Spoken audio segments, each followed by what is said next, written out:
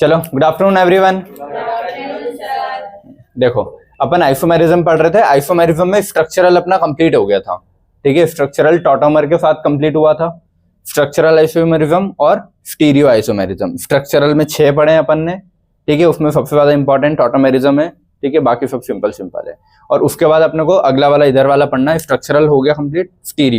Stereo में 2 आते हैं, वो पढ़ने हैं, ठीक है। तो उसी का चार्ट बना रखा है कि स्ट्रक्चरल में क्या है। तो आइसोमेरिज्म में अपने स्ट्रक्चरल के 6 पढ़ लिए, ठीक है। और ये भी आपस में देखो, स्ट्रक्चरल आइसोमर्स को अपन आपस में सेपरेट कर सकते हैं अगर क्वेश्चन पूछता है तो। कोई भी 2 आइसोमर है तो उनको आपस में सेपरेट किया जा सकता है, स्ट्रक्चरल वाले कोई से भी हो फिर वो, ठीक है, अगर थ्योरी से क्वेश्चन आता है तो। अगला कौन सा पार्ट है अपना? Stereo isomerism.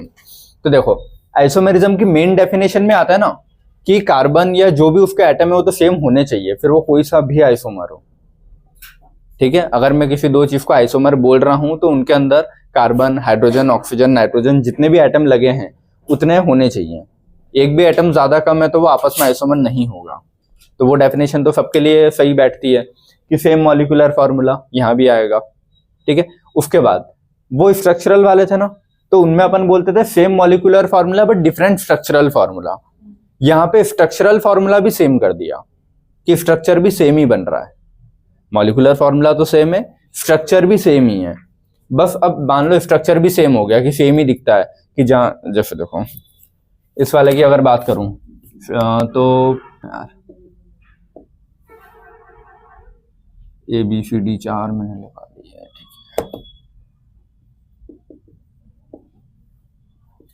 है। ये तो चलो चेन वाले में आ गया। और ऊपर नीचे और तो ये कौन सा आ रहा था अपना? बेटा कौन है? देखो, स्ट्रक्चरल वाले में ये स्ट्रक्चरल वाला है जो मैंने अभी बनाया ABCD और इसको ऐसे, ठीक है। अब इसमें अगर वो फंक्शनल ग्रुप होता तो वो चेंज करके ईथर, एल्डिहाइड, कीटोन, जो भी मैं चेंज करता हूँ सारे चेंज करता रहता हूँ। लेकिन इस वाले में क्या हो रहा है? स्टीरियो वाले में स्ट्रक्चर भी सेम ही है, स्ट्रक्चर भी चेंज नहीं हो रहा है, एग्जैक्ट सेम स्ट्रक्चर है। कि अगर मान लो मैंने बोला है ABCD का मेरे को आइसोमर बनाना है, तो इसका जस्ट आइसोमर भी कैसा दिखेगा तुमको? ABCD, कोई चेंजेस नहीं आएंगे, ना उनके पोजीशंस में चेंज आएंगे ना कुछ। इसका आइसोमर ऐसा भी हो सकता था ना, ACBD। तो उसमें अपन इंटरचेंज करते हैं कि कोने वाले एटम को बीच में रखा, बीच वाले को कोने में रख दिया, 2-3 को ऐसे चेन में लगा दिया, तो उसमें ABCD आपस में ऐसे चेंज होते रहते हैं। तो उनका स्ट्रक्चर चेंज हुआ, ये स्ट्रक्चर अलग है, ये अलग है, ये अलग है। समझ में आए? ठीक है। यहाँ पे क्या हो रहा है? ABCD ये भी था, ABCD ये भी है, तो स्ट्रक्चर में कोई चेंज हुआ क्या? कोई भी एटम ने अपनी पोजीशन चेंज नहीं की, जो जहां पहले था वो अभी भी है बस। तो इसमें molecular formula same, structural formula same. सिर्फ फर्क क्या है कि ये दोनों इसके सीधे में लगे थे और इसमें दोनों ऊपर हो गए थोड़े। इसका मतलब है कि स्पेस में एटम्स का अरेंजमेंट डिफरेंट है, बस। समझ गए? पहले वो ऐसे था, अब वो ऐसे लग गया है, ठीक है। तो स्पेस में एटम का अरेंजमेंट डिफरेंट है, इसलिए इसको क्या बोलते हैं? स्पेशियल, SPATIAL, स्पेशियल, ठीक है। स्पेशियल आइसोमेरिज्म की स्पेस में अरेंजमेंट डिफरेंट अगर होता है तो उनको क्या बोलते हैं? स्पेशियल आइसोमेरिज्म, ठीक है। तो same molecular formula, same structural formula, लेकिन डिफरेंट क्या है इसमें? अरेंजमेंट है, बस, ठीक है। इसमें एक ही चीज डिफरेंट है, arrangement of atoms in the space, इसीलिए उसको क्या बोलते हैं? Spatial isomerism. समझ में आया? ठीक है। अब इसमें 2 पार्ट में अपन बांटते हैं इसको, कॉन्फ़िगरेशनल और कन्फर्मेशनल।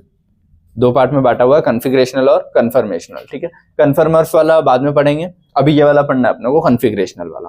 कॉन्फ़िगरेशनल में फिर वो 2 देखो अलग अलग बुक्स में अलग अलग टाइप से बांट रखा है। किसी ने इसको ऑप्टिकल ज्योमेट्रिकल करके मतलब दे रखा है, किसी ने इसको डायस्टीरियोमर और इनैंशियोमर करके बांट रखा है, ठीक है। 2 पार्ट में बांट सकते हैं, या तो मैं बोलूँ कि डायस्टीरियोमर वाले इधर और इनैंशियोमर वाले इधर, या फिर बोलूं ज्योमेट्री वाले इधर और ऑप्टिकल वाले इधर, ठीक है। फिर उसमें और फिर सब कैटेगरी आ जाएगी। तो मैंने यहाँ पे बांटा है तुम्हारा ज्योमेट्री और ऑप्टिकल के हिसाब से। देखो, कॉन्फ़िगरेशनल वाले नॉन इंटर कन्वर्टेबल और रिजॉल्वेबल होते हैं, ठीक है। नॉन इंटर कन्वर्टेबल मतलब आपस में वो चेंज नहीं होंगे। अब आइसोमर आपस में चेंज नहीं हो रहे कि ये इसमें कन्वर्ट हो सकता है, ये इसमें कन्वर्ट हो सकता है, ऐसा नहीं होगा उसमें। समझ गए? ये आइसोमर अलग ही है, मतलब ये अलग ही चीज है और ये अलग ही है, बस वो दिख है सेम रहे इसलिए मैंने उसको आइसोमर बोला है, लेकिन मैं बोलूँ ये वाला इसमें कन्वर्ट, नहीं, पॉसिबल नहीं है वो, ठीक है। तो नॉन इंटर कन्वर्टेबल वाले इसमें आते हैं, ठीक है। और उसमें फिर दो पार्ट आते हैं, ज्योमेट्री और ऑप्टिकल वाले, ज्योमेट्रिक आइसोमेरिज्म और ऑप्टिकल, ठीक है। अब ये तो अपनी हेडिंग सी है मेन की ज्योमेट्रिकल आइसोमेरिज्म में क्या होता है, ऑप्टिकल में क्या होता है, तो यहाँ मैं नहीं समझा रहा हूँ कि ज्योमेट्रिक वाला क्या होता है, ऑप्टिकल वाले में क्या फ़र्क आएगा। बस एक ब्रीफ ध्यान रखो कि जो डबल बॉन्ड वाले क्वेश्चन आएंगे ना, मोस्टली मेजोरिटी बात कर रहा हूँ ना, डबल बॉन्ड वाले ज्योमेट्री में आएंगे, और सिंगल बॉन्ड मतलब कार्बन के आसपास 4 बॉन्ड होने चाहिए और चारों सिंगल बॉन्ड, वो वाले क्वेश्चन आएंगे तुम्हारे ऑप्टिकल के मोस्टली। तो इसमें जो कार्बन होगा वो sp3 हाइब्रिडाइज होना चाहिए, इसका कार्बन sp2 होना चाहिए, समझ में आता है ये, इसका कार्बन sp2 या डबल बॉन्ड होना चाहिए उसमें और उसमें sp3 कार्बन। ये बस एक मेजर फ़र्क देख लो, बाकी फिर जब पढ़ेंगे तब समझ नहीं है, क्लियर है। हाँ, वो उसको sp3 वाले को कायरल बोलते हैं, ये यहाँ पे डबल बॉन्ड वाली चीज़ें, यही मेन फ़र्क है, ठीक है। अब ज्योमेट्रिकल आइसोमेरिज्म को डाई स्टीरियोमर भी बोलते हैं। डाई मतलब इसमें जो अलग अलग चीज़ें अलग अलग ही रहेगी, इसमें जब पढ़ोगे तो एक सिस होता है एक ट्रांस होता है, या फिर बोलूँ एक जेड होता है एक ई होता है, या फिर बोलूँ एक सिन होता है एक एंटी। तो दो अलग अलग कंपाउंड्स जब मेरे को दिखेंगे ना तो उसको बोलते हैं डाई। डायोशेफ बायो में भी बोलते हो, डायोशेफ मतलब अलग अलग, मेल अलग फीमेल अलग, तो डायोशेफ बोलते, तो वैसे ही है डाई स्टीरियोमर। स्टीरियोमर तो खुद ही है, ठीक है। तो दो अलग अलग स्टीरियोमर को क्या बोलूँ हमें, डाई स्टीरियोमर, ठीक है। तो डाई स्टीरियोमर मतलब नॉन मिरर इमेज, वो एक दूसरे की कॉपी नहीं है, ठीक है, और दो डिफरेंट इमेज है, अलग अलग चीज़ें, ठीक है। और इसमें ये चीज़ याद रखोगे। ऑप्टिकल वाले में, ऑप्टिकल वालों को फिर ऑप्टिकल में डाई वाले भी आते हैं और नॉर्मल इनैंशियोमर भी आते हैं। ऑप्टिकल के कुछ एग्जांपल ऐसे होंगे जिसमें अलग अलग भी दिखेंगे तुमको, ऐसे भी होंगे, और ऐसे होंगे जो उनकी मिरर इमेज होते हैं वो भी होंगे। मिरर इमेज मतलब मैंने ये रखा, इधर मिरर रखा, तो मिरर में पहले इधर अंगूठा दिखेगा ना, फिर ये, तो ये दोनों आपस में कैसे मिरर इमेज है, समझ गए। ये हाथ इधर है, बीच में मिरर है, तो ये वाला मिरर में ऐसा दिखेगा, ठीक है। तो ये दोनों आपस में कैसे मिरर इमेज है, तो मिरर इमेज वालों को बोलते हैं इनैंशियोमर, अगर कोई कंपाउंड ऐसा दिख रहा है तो, ठीक है। और जो मिरर इमेज नहीं दिखते अलग ही हैं उनको बोलते हैं डायस्टीरियोमर। ये चीज़ तब समझ में आएगी जब एग्जाम्पल लेके अपन देखेंगे, ठीक है। बस अभी क्लासिफिकेशन याद रखो ताकि आगे जब पढ़ेंगे तो तुमको पता रहेगा, ठीक है। डायस्टीरियोमर मतलब भाई दो different image, non mirror image, ठीक है। अब फाइनली जो तुम्हारे क्वेश्चंस आते हैं ना इनमें, वो ये आते हैं कि ज्योमेट्री वाले में वो क्वेश्चन दे देगा और बोलेगा क्या ये ज्योमेट्रिकल आइसोमेरिज्म है या नहीं है, पहले तो ये, फिर है तो कौन सा वाला है, सिस है, ट्रांस है, सिन है, एंटी है, ई है, जेड है। तो 3 टाइप से इसके क्लासिफिकेशन होते हैं। पहले सिस ट्रांस वाले पढ़ेंगे एग्जाम्पल, फिर जेड और ई वाले एग्जाम्पल पढ़ेंगे, फिर सिन और एंटी वाले पढ़ेंगे। ये 3 ही यहाँ से क्वेश्चन आते हैं, समझ गए, ठीक है।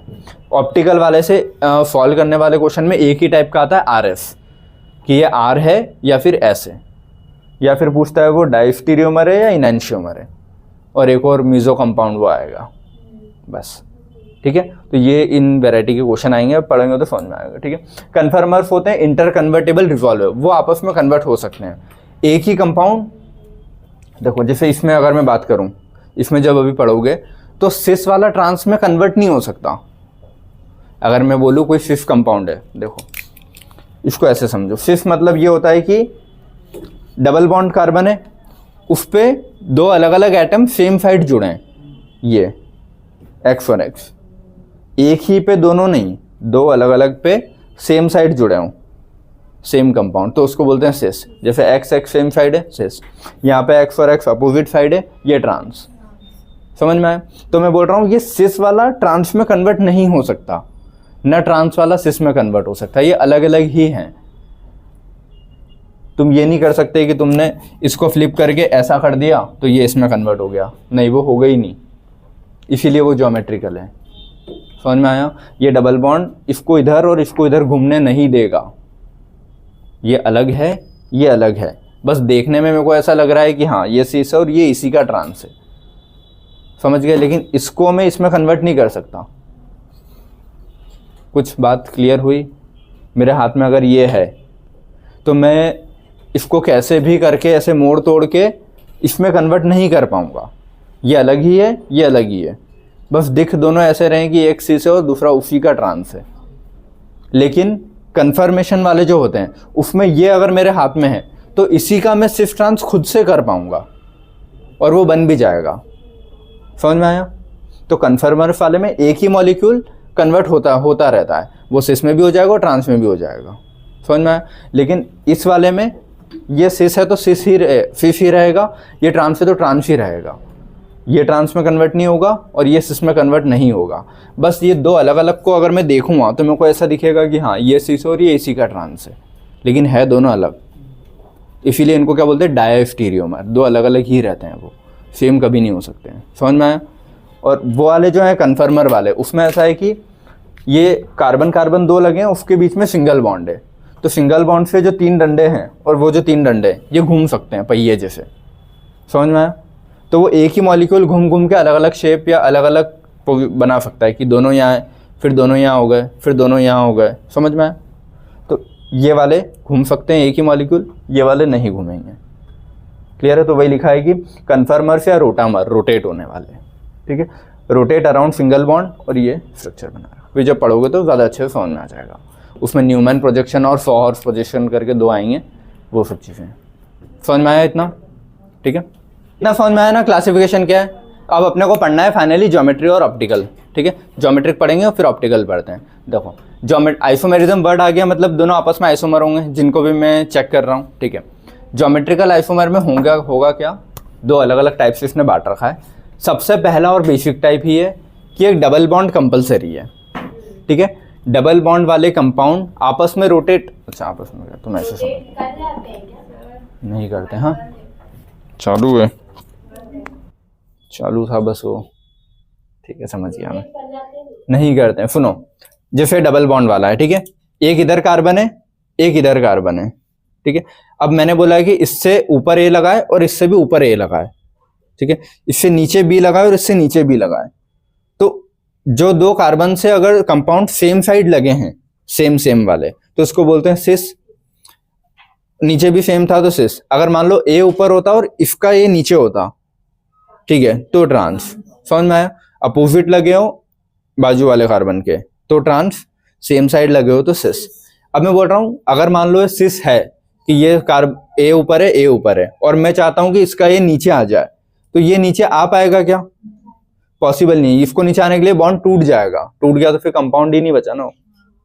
तो कभी भी ज्योमेट्रिकल आइसोमेरिज्म सिस का ट्रांस में खुद से कन्वर्ट नहीं होगा, ना ट्रांस सिस में कन्वर्ट होता है। ये अलग अलग ही कंपाउंड, एक सिस होगा, दूसरा कंपाउंड होगा जो कि ट्रांस होगा। फिर मैं इन दोनों को आपस में कंपेयर करता हूं कि ये सिस है, ये इसका ट्रांस है, ऐसा। तो देखो, ज्योमेट्रिकल आइसोमर वो वाले कंपाउंड होंगे जिसमें डबल बॉन्ड आता है और वो डबल बॉन्ड रेस्ट्रिक्ट कर रहा है, रोक रहा है उस मॉलिक्यूल को दूसरे मॉलिक्यूल में कन्वर्ट होने से। जैसे अभी तक स्ट्रक्चरल वाले में क्या पढ़ा था अपन ने? एक ही चेन थी, उसी को फ्लिप करते जा रहे थे कि उसको इधर जोड़ के इधर थोड़ा ये किया वो किया, वो सब ऑन पेन पेपर ही चल रहा था। बस टॉटोमर में था कि वो खुद इन रियल में OH से इनॉल कीटो कन्वर्ट होता रहता है रियल में। ठीक है, लेकिन यहाँ पे क्या हो रहा है, ये जो डबल बॉन्ड वाला कंपाउंड है ये रेस्ट्रिक्ट हो रहा है इस डबल बॉन्ड की वजह से। समझ में आया?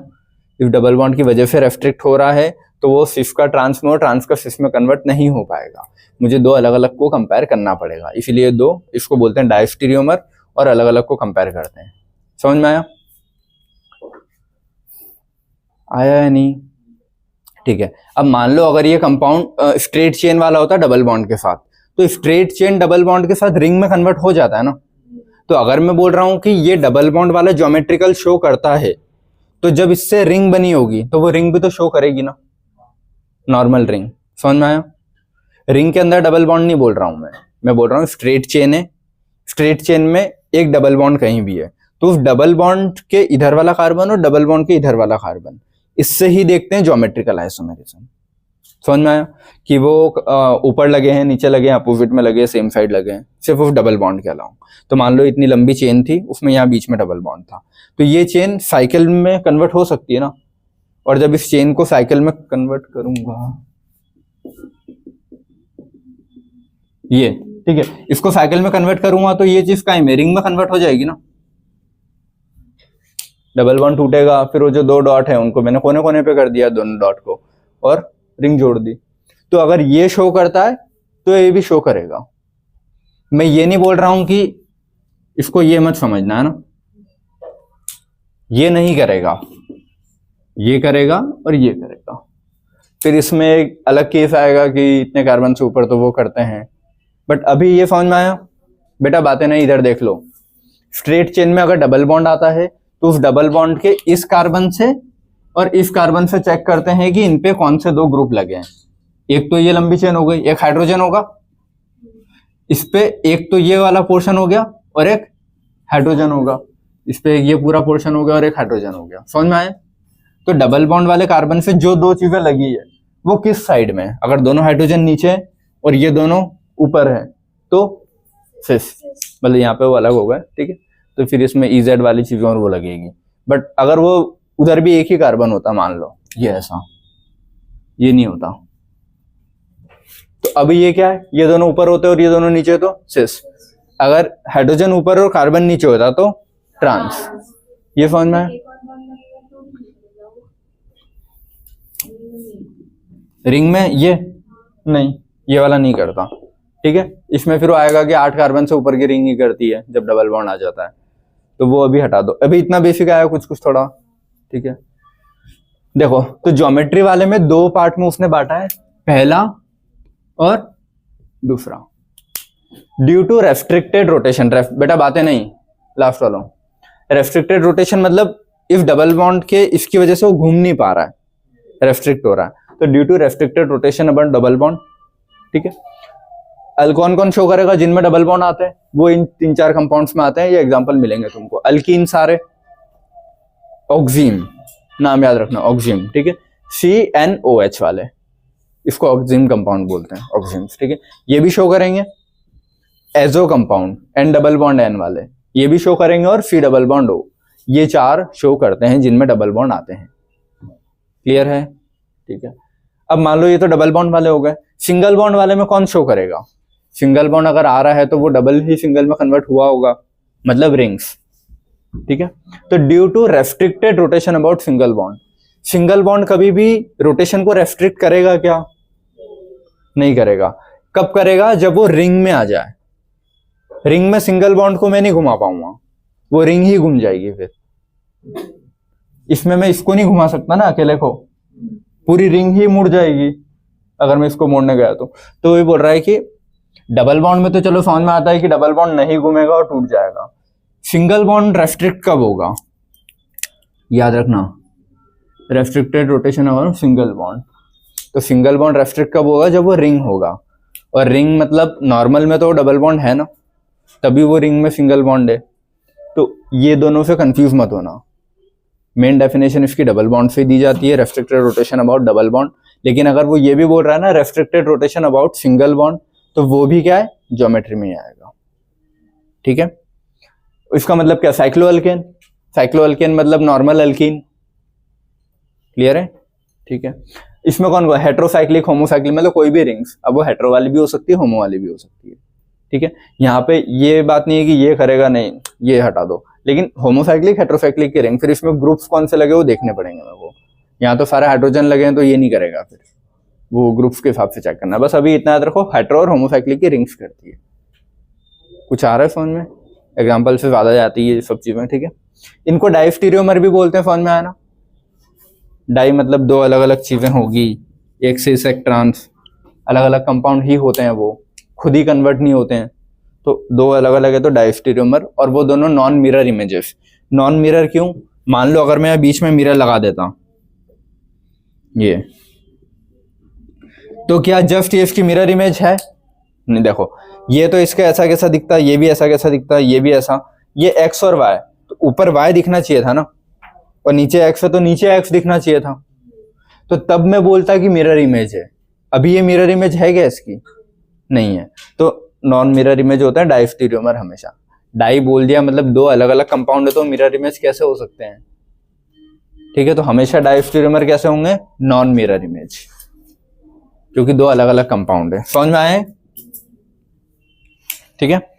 चलो, अब इसका aerial distance must be different. ये जो पॉइंट बोलता है ना कि 2 को मैं आइसोमर कब बोलूंगा? जब उनके एरियल डिस्टेंस, मतलब हवा में जो डिस्टेंस है वो अलग होना चाहिए। जैसे कि इसमें मैं बोल रहा हूं एक्स और एक्स का डिस्टेंस कितना है हवा में? इतना, यहां से यहां तक का। ठीक है। अब मैं बोल रहा हूं कि इसका आइसोमर बनाना है मेरे को, तो आइसोमर वो होगा ना जिसमें डिस्टेंस चेंज होगा। अगर ये डिस्टेंस सेम रहा तो आइसोमर कैसे हुआ फिर? तो एक्स और एक्स के डिस्टेंस इधर भी देखूं मैं, तो ये देखो अलग हो गया, कम हो गया, समझ में आया? अब इसी का अगर मैं ऐसा कुछ बनाता ना तो वो भी नहीं है, जैसे कि ये सी डबल बॉन्ड सी, मैंने एक्स इधर कर दिया, एक्स इधर कर दिया, ये वाई और ये वाई, तो ये और ये भी नहीं है। क्यों? क्योंकि इसमें भी एक्स और एक्स की जो डिस्टेंस मेजर करूंगा ये तो सेम ही हो गई ना, इतनी डिस्टेंस, इसमें भी उतनी डिस्टेंस आ रही है। तो अगर एरियल डिस्टेंस सेम जा रही है दोनों में तो फिर वो ज्योमेट्रिकल आइसोमर नहीं है, एरियल डिस्टेंस अलग होनी चाहिए। क्या बोल रहे, नहीं समझ में आ रहा? एरियल डिस्टेंस इसकी ज्यादा है, इसकी कम है, तो ये दोनों आपस में कैसे आइसोमर है? इसको और इसको मेजर करूं तो एक्स और एक्स की एरियल डिस्टेंस इतनी है, इसकी भी तो उतनी है ना, तो ये दोनों नहीं है, ये दोनों, इसकी ये और इसकी, तो ये दोनों हैं, समझ में आया? तो ये दोनों आपस में ज्योमेट्रिकल आइसोमर है, ये दोनों नहीं है, ये दोनों है, समझ में आया? कोई डाउट? ठीक है। अब देखो, जब ये कंपाउंड्स अपोजिट लगे होते हैं ना ऐसे, इसको क्या बोलते हैं? सिस। इसको बोलेंगे, सॉरी इसको बोलेंगे सिस, और ये होगा ट्रांस, अपोजिट लगे हैं तो। फिर अब इसी को पढ़ना है अपने को, सिस क्या होता है, ट्रांस क्या होता है, क्यों होते हैं ऐसे, ठीक है। बट ये बेसिक समझ में आया, इसमें किसी को कोई डाउट? ठीक है। अब स्टार्ट होगा ज्योमेट्रिकल आइसोमर की, कौन ज्योमेट्रिकल आइसोमरिज्म शो करता है, कौन नहीं करता है, अलग अलग एग्जांपल्स के साथ लिख के देखना है बस, ठीक है। मिटा दूं सारे, इधर ध्यान दे लेना बेटा। देखो थ्योरी का पार्ट समझ गए, अब तो नींद खुल गई होगी यार, क्या ना, थ्योरी का पार्ट समझ गया ना, ज्योमेट्रिकल आइसोमरिज्म क्या होता है कि डबल बॉन्ड होना चाहिए। अब मैंने बोल दिया कि ठीक है डबल बॉन्ड के अराउंड रेस्टिंग, तो ये तो अपने को प्रैक्टिकली समझ में आ गया कि हाँ इसको मोड़ूंगा तो टूटेगा। हाँ आ जाओ बेटा, हाँ लेकिन हाँ आ गई तुम्हारी कॉपी, ठीक है, जया नहीं आई, तुम्हारी कॉपी आ गई। चलो इधर है ना, ये डबल बॉन्ड है, तो प्रैक्टिकली तो समझ में आ गया कि हाँ डबल बॉन्ड को मैं ऐसे मोड़ूंगा तो टूटेगा। लेकिन अगर इसका रीजन पूछता है ना कि क्यों, ठीक है, तो वो ऐसे देखो, डबल बॉन्ड में एक सिग्मा होगा एक पाई होगा, पहला बॉन्ड जो बनता है सिग्मा बनता है, ठीक है। सिग्मा बॉन्ड अगर एक ही बनता सिग्मा बॉन्ड तो उसके अलोंग तो घूम सकता था, एक और जो बनेगा दूसरा पाई बॉन्ड उसके अलोंग में दिक्कत दे रहा है ना। तो पी में अपने 3 ऑर्बिटल होते हैं ना, और कार्बन पी से ही बॉन्ड बनाएगा, क्लियर है इतनी चीजें, कार्बन उसके पी वाले ऑर्बिटल से बॉन्ड बनाएगा, ठीक है। तो कार्बन के पी में वही एक्स वाई जेड 3 प्लेन होंगे, तो ये पहले वाले 2 ओवरलैप करके तो सिग्मा बन गया। अब ये जो ऊपर ये नीचे वाले, इनमें से कोई सा भी एक बॉन्ड बनाएगा, या तो ऊपर या नीचे वाला कोई सा भी बना देता हूं मैं, तो ये बॉन्ड बना के क्या बनाएगा, पाई बॉन्ड। तो सिर्फ सिग्मा बनता तो रोटेशन पॉसिबल था, लेकिन पाई बन गया, तो अब अगर मान लो मैं इसको मोड़ता भी हूं तो ये पाई बॉन्ड टूट जाएगा, फिर समझ में आया? तो इसीलिए इसके अलोंग रोटेशन पॉसिबल नहीं है।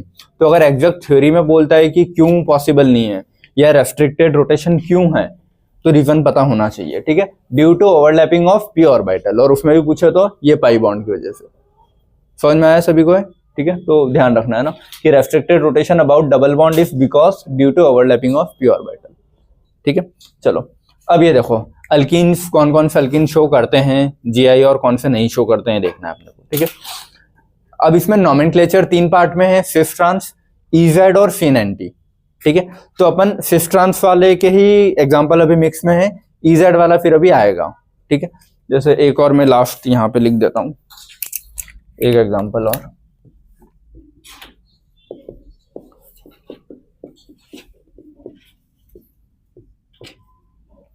ठीक है, वहां से फोन में बेटा इधर सारे हैं, है ना। देखो तो सबसे पहली कंडीशन क्या है जीआई शो करने की, कि जो डबल बॉन्डेड कार्बन है ये और ये 2 ही कार्बन है, इन कार्बन पे अलग अलग एटम लगे होने चाहिए। इस कार्बन पे सेम एटम नहीं आने चाहिए, दो ना इस कार्बन पे आने चाहिए, दोनों में से किसी एक कार्बन पे भी अगर सेम एटम आ गए तो वो जीआई शो नहीं करेगा। दोनों एटम्स कार्बन पे अलग अलग एटम्स होने चाहिए, इस पे भी 2 अलग अलग होने चाहिए, इस पे भी 2 अलग अलग होने चाहिए, अगर मान लो इस पे अलग अलग है और इस पे सेम आ गए तो भी शो नहीं करेगा। तो दोनों कार्बन इंडिविजुअली, दोनों कार्बन पे अलग अलग एटम्स होंगे तो यही कंडीशन है जीआई शो करने की। ठीक है, तो वही थ्योरी में लिखा है each sp2 carbon individually has, ठीक है, डिफरेंट एटम या ग्रुप्स। क्लियर है?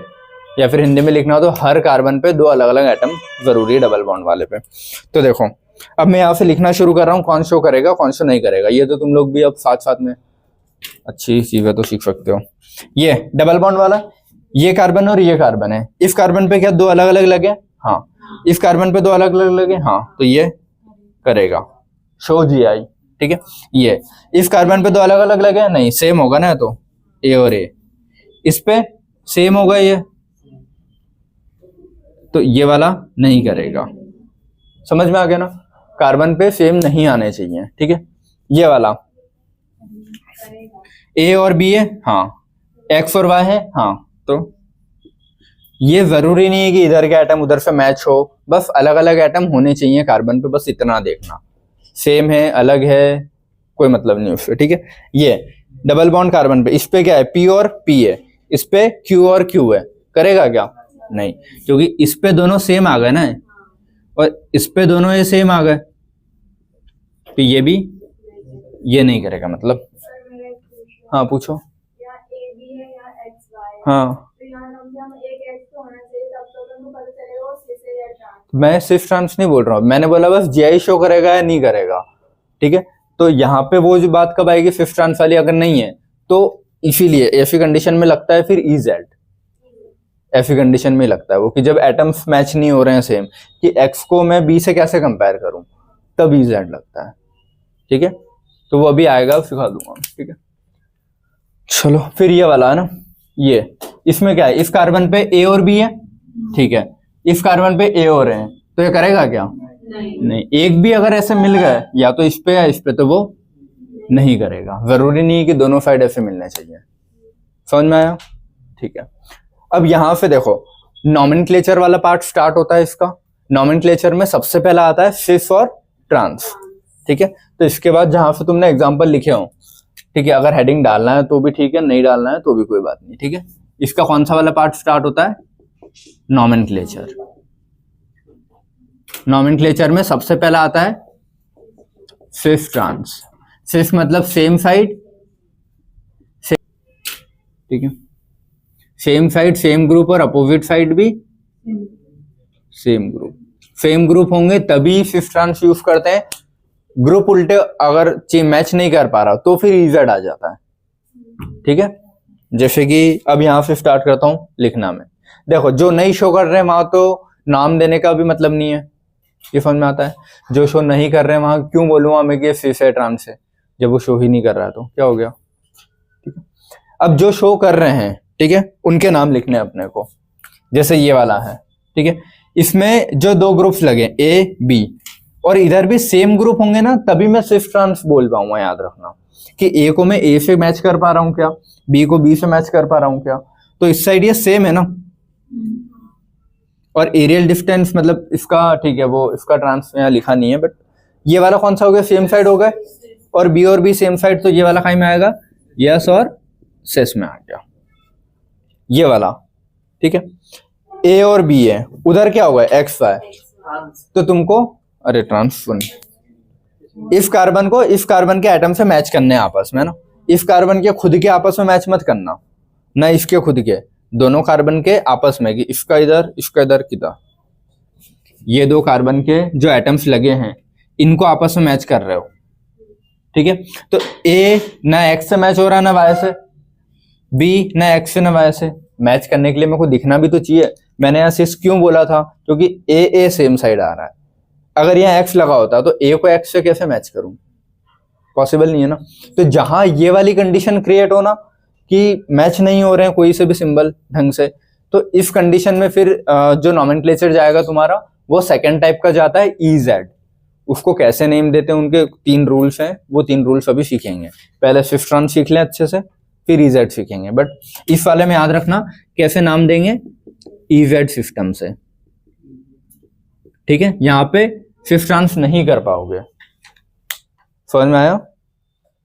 इसमें फिफ्थ ट्रांस कर रहे हो, ठीक है। नो और नो वाले में तो कोई मतलब ही नहीं है नाम देने का।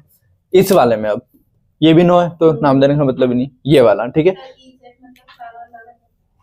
चारों नहीं, मतलब वो इधर के ग्रुप उधर से मैच नहीं होने चाहिए। अब वो चारों मैच ना हो या जैसे भी मैच नहीं हो, वो अभी सीख लेंगे अपन, ठीक है। चारों भी अलग अलग हो सकते हैं या ऐसी कंडीशन, ठीक है, या एक सेम भी जा रहा है या दो अलग, ऐसे कुछ। चलो अभी ये वाला यहाँ से अपने, ठीक है, फिफ्थ नॉमेनक्लेचर का पहला पार्ट फिफ्थ ट्रांस, ठीक है। पहले तो बताओ शो करेगा या नहीं, इस पे दो अलग अलग ग्रुप, इस पे दो अलग अलग ग्रुप, तो ये शो करेगा। अब कौन सा वाला ये देखना है, ठीक है। ये सेम है क्या, मतलब देखो हाइड्रोजन और हाइड्रोजन ये तो सेम साइड मिल गए ना, ठीक है, वो बाकी नहीं मिल रहे, तो इसके हिसाब से भी क्या है, ये सिस है। अगर एक भी मैच हो रहा है तो सिस लिखो, लेकिन अगर मैच नहीं हो रहे होते, कि मान लो हाइड्रोजन नहीं होता और क्लोरीन होता, तो मैं मैच नहीं कर पाऊंगा ना, तो फिर मैं EZ से नाम देता है इसको कि E है कि Z है, वो बाद में सीखते हैं। बट अभी मैच कर गया तो सिस लिख दिया है, ये वाला। अब इसमें देखो ये दो मैच, मतलब ये दो अलग है, ये दो अलग है, तो शो तो कर रहा है, ये शो कर रहा है ना, ठीक है। हाँ हाँ, अब ये दो तो अलग अलग ग्रुप है, तो जो सेम ग्रुप है उनको देख लो मैं बस। हाइड्रोजन सेम था तो हाइड्रोजन अपोजिट में है ना, अपोजिट है मतलब ट्रांस, ठीक है। ये अगला देखो, ये वाला तो ठीक है हाइड्रोजन ब्रोमीन, लेकिन यहाँ तो क्लोरीन क्लोरीन होगा ना, तो ये एक भी अगर ऐसे सेम मिल गया तो वो शो नहीं करेगा, क्लियर है। अब ये वाला इधर वो आएगा, वो फर्क बाद में करते हैं, ये पहले COH और H, COH और H, तो यहाँ तो सारे मैच हो रहे, तो कोई सा भी एक उठा लूं मैं, ये और ये क्या हो गया, सिस, ठीक है। अब ये दोनों अलग, तो हाँ शो तो कर रहा है, ये और ये अपोजिट हो गए तो ये ट्रांस वाला, तो ये एक सिस होगा, एक ट्रांस होगा।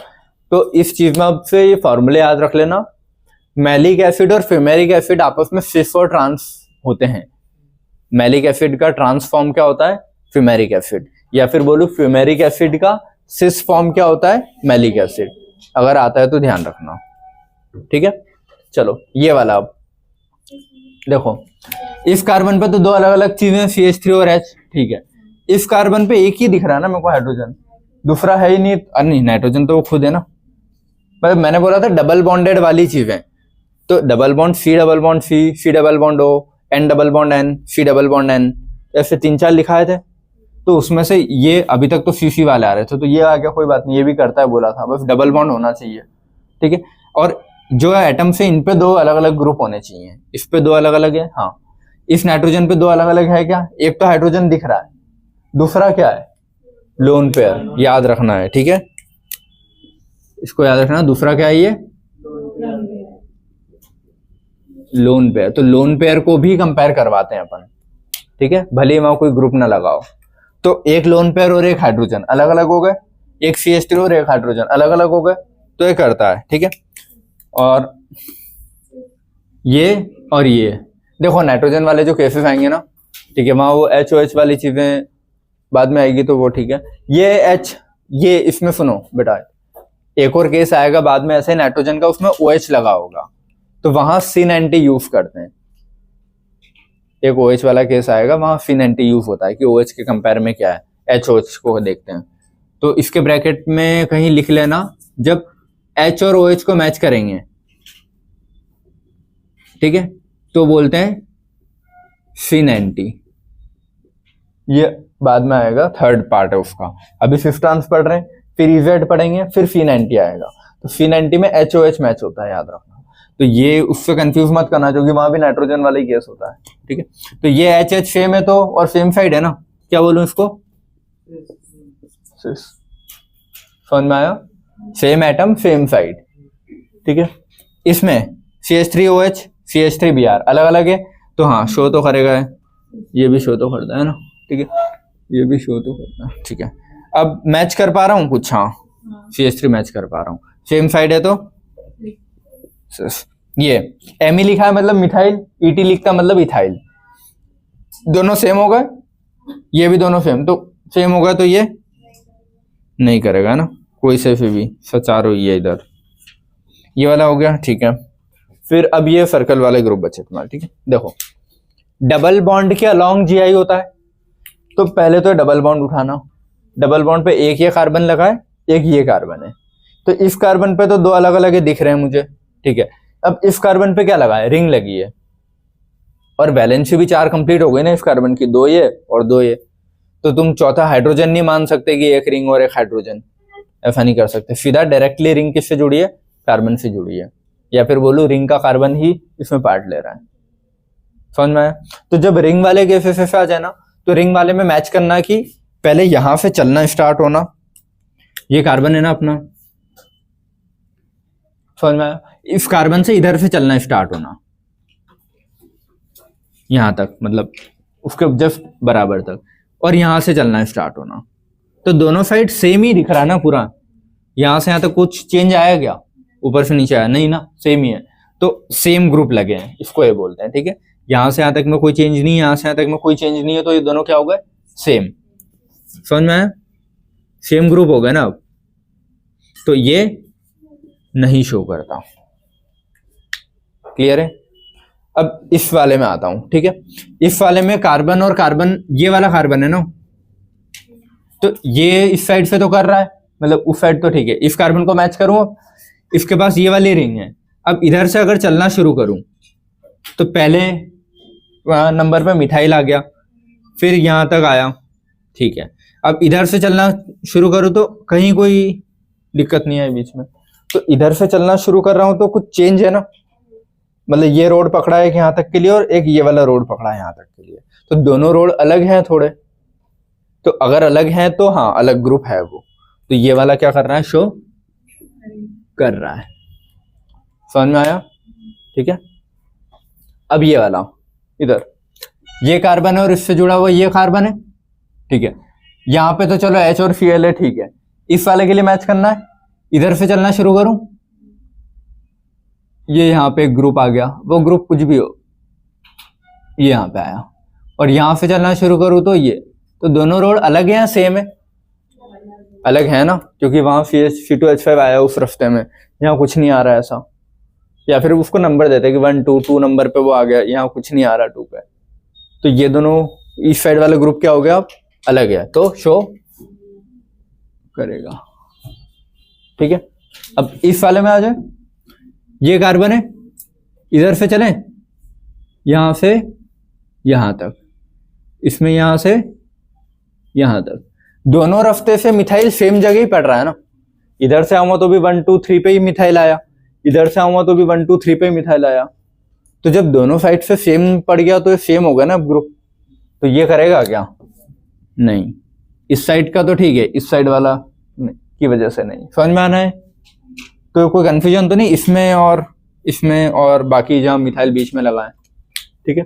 अब ये वाला, ठीक है, C डबल बॉन्ड C, इस पे 2 है, हाँ इस पे 2 अलग है, हाँ, तो ये शो तो करेगा, ठीक है। अब इसमें बताओ मुझे, इस वाले में सिस एंटी कुछ बता पाऊंगा क्या, मतलब सॉरी, हाँ सिस एंटी का सॉरी, सिस ट्रांस तो नहीं बता पाऊंगा, क्योंकि फ्लोरीन को मैच करने के लिए फ्लोरीन होना चाहिए ना, क्लोरीन को मैच करने के लिए क्लोरीन, ब्रोमीन के लिए ब्रोमीन, और आयोडीन के लिए आयोडीन, तो ऐसा सेम ग्रुप तो नहीं है। तो जब भी डिफरेंट ग्रुप्स आ जाएं ऐसे, ठीक है, different groups which can not be match, ठीक है, एक भी नहीं है ना, या फिर बोलूं चारों ही अलग, समझ में आया। तो अपन क्या यूज करते हैं नोमेनक्लेचर के लिए, तो नोमेनक्लेचर कहीं से दोगे, EZ सिस्टम से, समझ में आया, ये समझ में आया कि अगर चारों अलग ग्रुप है तो शो तो कर रहा है। अब मैं इसको सिस भी नहीं बोल सकता, ट्रांस भी नहीं बोल सकता, E या Z में से कुछ बोलना पड़ेगा। तो अब अगला नोमेनक्लेचर वाला जो पार्ट है कि E बोलते हैं, Z बोलते हैं, क्यों E और क्यों Z या कैसे बोलते हैं, वो लिखना है अपने को, ठीक है। तो अब EZ सीख ले, फिर उसके बाद एक और तीसरा पार्ट भी सीखना है, फिर उसके बाद इसका आगे का और भी है। ये अपन ने पढ़ा अभी तक सिस ट्रांस वाला, नोमेनक्लेचर का पहला पार्ट। अब नोमेनक्लेचर का दूसरा पढ़ रहे हैं EZ, क्योंकि ये अपन सिस ट्रांस में नहीं डाल सकते, ठीक है। ज्योमेट्रिकल आइसोमेरिज्म में अपन ने पढ़ लिया कि ज्योमेट्रिकल कौन शो करेगा, कौन शो नहीं कर रहा है, ठीक है। और उसमें नॉमेनक्लेचर का पहला पार्ट देख लिया सिस ट्रांस, कि सिस शो करेगा या ट्रांस शो करेगा, ठीक है। अब इससे एक तो क्वेश्चन ये आएगा कि ज्योमेट्रिकल शो कर रहा है नहीं कर रहा है, ये एक है कि कौन सा सिस है ट्रांस है इजेड है क्या है, तो सिस ट्रांस पता कर लोगे। अब जब वो सिस ट्रांस शो कर रहा होगा ना तो उससे थ्योरेटिकल क्वेश्चन भी आते हैं कि इसका सिस ज्यादा स्टेबल है कि ट्रांस ज्यादा स्टेबल है, सिस का डायपोल ज्यादा है कि ट्रांस का ज्यादा है, मेल्टिंग पॉइंट किसका ज्यादा है। एक एग्जांपल दे देगा सिस ट्रांस का और फिर पूछेगा किसका मेल्टिंग पॉइंट ज्यादा है, ए का बी का, समझ गए। मान लो ये सिस है, ये वाला ट्रांस है इसी का, ठीक है, और इनके नीचे लिख दिया ए और इसके नीचे लिख दिया बी। अब ऑप्शन ऐसे दे देगा कि B has more melting point, A has more dipole moment, समझ गए क्या बोल रहा हूँ मैं क्वेश्चन। तो ऐसा अगर क्वेश्चन आता है तो वो तुमको पता होना चाहिए, ठीक है। तो ये मैंने कुछ प्रॉपर्टीज लिखी है, ठीक है, कौन सा ज्यादा होगा, इसका सिस ज्यादा होगा या ट्रांस ज्यादा होगा, रीजन, ठीक है। पहला स्टेबिलिटी, देखो बेटा सारे इधर है ना, ज्यादा स्टेबल कौन होता है, सिस ज्यादा स्टेबल होता है कि ट्रांस ज्यादा स्टेबल होता है, तुम कुछ सोच के देखो ऐसा कुछ। देखो पहले तो ये लिख देते हैं ट्रांस ज्यादा स्टेबल होता है सिस से, ठीक है। रीजन में क्या लिखोगे तुम ऐसे सोचो, ये ठीक है, हाइड्रोजन मैं नहीं लगा रहा हूं, ये ट्रांस वाले हैं, ठीक है बेटा, इधर बात है। यहाँ पे कोई ग्रुप लगा है CH3, ठीक है, यहाँ पे भी एक ग्रुप लगा है CH3, ये समझ में आता है। तो दो ग्रुप अपोजिट में लगे, सेम होने चाहिए ना, सिस ट्रांस के लिए अपन बोलते हैं कि सेम ग्रुप है, ठीक है। ये CH3 लगा है, CH3 लगा है, तो अगर मान लो यहाँ पे भी CH3 लगा है और ये CH3 क्या करते हैं, इलेक्ट्रॉन को धक्का देते हैं ना, तो दोनों साइड से इलेक्ट्रॉन को वो धक्का दे रहे हैं, ठीक है। तो इसका डायपोल कहीं ना कहीं नेट में कैंसिल होगा ना, इसका डायपोल इधर जाएगा, इस वाले का इधर जाएगा, तो कैंसिल होगा, तो चार्जेस कहीं ना कहीं इसके कैंसिल हो रहे हैं, तो ये ज्यादा स्टेबल। लेकिन मान लो अगर यही ऐसा होता, कैसा कि C डबल बॉन्ड C, ये CH3 इधर होता और ये CH3 इधर होता, तो ये तो दोनों खींचते हैं ना इस डबल बॉन्ड को, ये इसको इधर खींच रहा होता, ये इसको इधर, तो नेट कहाँ था, यहाँ, तो इसका डायपोल कुछ ना कुछ होता, समझ गए। तो जिसमें चार्ज एक साइड इकट्ठा हो रहा है वो स्टेबल नहीं होगा।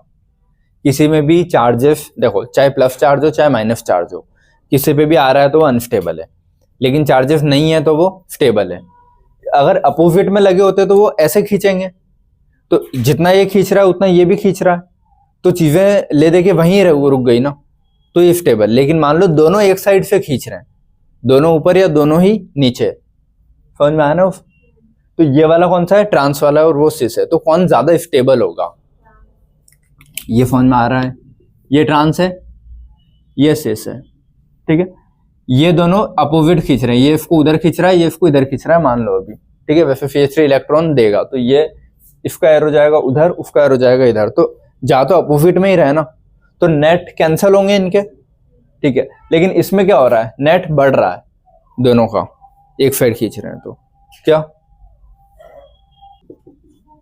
मान लो ये CH3 लगा है, ये CH3 लगा है, ठीक है, और इस साइड में बोल रहा हूं ये ऐसा लगा है, CH3 और CH3, ठीक है। तो ये इलेक्ट्रॉन को इधर धक्का दे रहा है, ये इलेक्ट्रॉन को उधर धक्का दे रहा है, तो नेट कहीं ना कहीं इसका ये इधर और ये इधर जाएगा, तो ये वाला कैंसिल हो रहा है ना। तो अभी ये और ये ट्रांस है, ठीक, और ये वाला क्या कर रहा है, ये इलेक्ट्रॉन को इधर धक्का देता है, ये हाँ, और ये इलेक्ट्रॉन को इधर धक्का देगा, तो कहीं ना कहीं इनके एरो ऐसे होके नेट इधर आएगा ना, समझ में आया, ठीक है। तो इसका नेट एक डायरेक्शन में आ रहा है और ये अभी सिस है, तो इस वाले में कैंसिल हो रहा है, उसमें एक साइड इकट्ठा हो रहा है चार्ज, तो दोनों में ज्यादा स्टेबल कौन है, ट्रांस ज्यादा स्टेबल है सिस से। कुछ नहीं बोले तो तुम यही लगाओगे कि ट्रांस ज्यादा स्टेबल है सिस से। लेकिन अगर मान लो ग्रुप ऐसे लगे होते हैं, जैसे मान लो इधर मैंने बोला ये CH3 लगा है, ठीक है, यहां मैंने लगा दिया NO2 तो इलेक्ट्रॉन खींचता है ना, पहले बताया था, N के ऊपर प्लस चार्ज आता है, खींचता है, तो ये इलेक्ट्रॉन दे रहा है और ये इलेक्ट्रॉन खींच रहा है। यही चीज जब मैं इधर लगा दूंगा NO2 और यहाँ CH3, समझ में आया। तो CH3 वाला इधर इलेक्ट्रॉन देगा, NO2 वाला इलेक्ट्रॉन को ऐसे खींचेगा, तो इनका वेक्टर इधर आएगा ना नेट, तो उसमें नेट उधर आ रहा है, समझ में आया। कि देखो एक ऐसा है कि मान लो एक कोई इंसान रस्सी से इधर खींच रहा है, एक उधर खींच रहा है, तो कुछ पावर कैंसिल होके फाइनली सेंटर में उधर खिंचाएगा वो पॉइंट, समझ में आता है वेक्टर से। लेकिन इस वाले में तो कोई साइड में कुछ वेस्ट हो ही नहीं रहा ना, ये सारे इलेक्ट्रॉन इधर धक्का दे रहा है, ये सारे के ऐसे खींच रहा है, तो इसमें तो पूरा एरो ऐसे जा रहा है। ये समझ में आया? आया क्लियर? तो इस वाले में फिर इधर बहुत ज्यादा, देखो इसमें भी नेट एक साइड जा रहा है, उसमें भी नेट एक साइड जा रहा है, लेकिन ज्यादा नेट किस में दिखेगा तुमको? इस वाले में ना, क्योंकि दोनों सेम डायरेक्शन में जा रहे हैं, दोनों एरो ऐसे हैं। और उस वाले में क्या है, एक ऐसे नीचे और एक ऐसे, तो इनका वेक्टर इधर आ रहा है। समझ में आया? तो इस वाले में ज्यादा चार्ज इकट्ठा होगा इधर, उस वाले में कम होगा। तो फिर इन दोनों में से अगर कंपेयर करूं अब, तो कौन ज्यादा स्टेबल होगा? ये वाला, कम चार्ज की वजह से। समझ में आया? ये सिस है, ये ट्रांस है, तो अब क्या हो जाएगा, सिस ज्यादा स्टेबल हो जाएगा ट्रांस से। नहीं आया?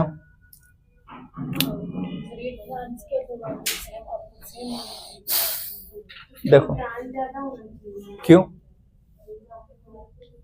देखो ट्रांस वाले में चार्ज एक साइड ज्यादा इकट्ठा होगा, क्योंकि ये इलेक्ट्रॉन दे रहा है, वो इलेक्ट्रॉन खींच रहा है, तो सारा इलेक्ट्रॉन एक साइड जाके इकट्ठा हो रहा है।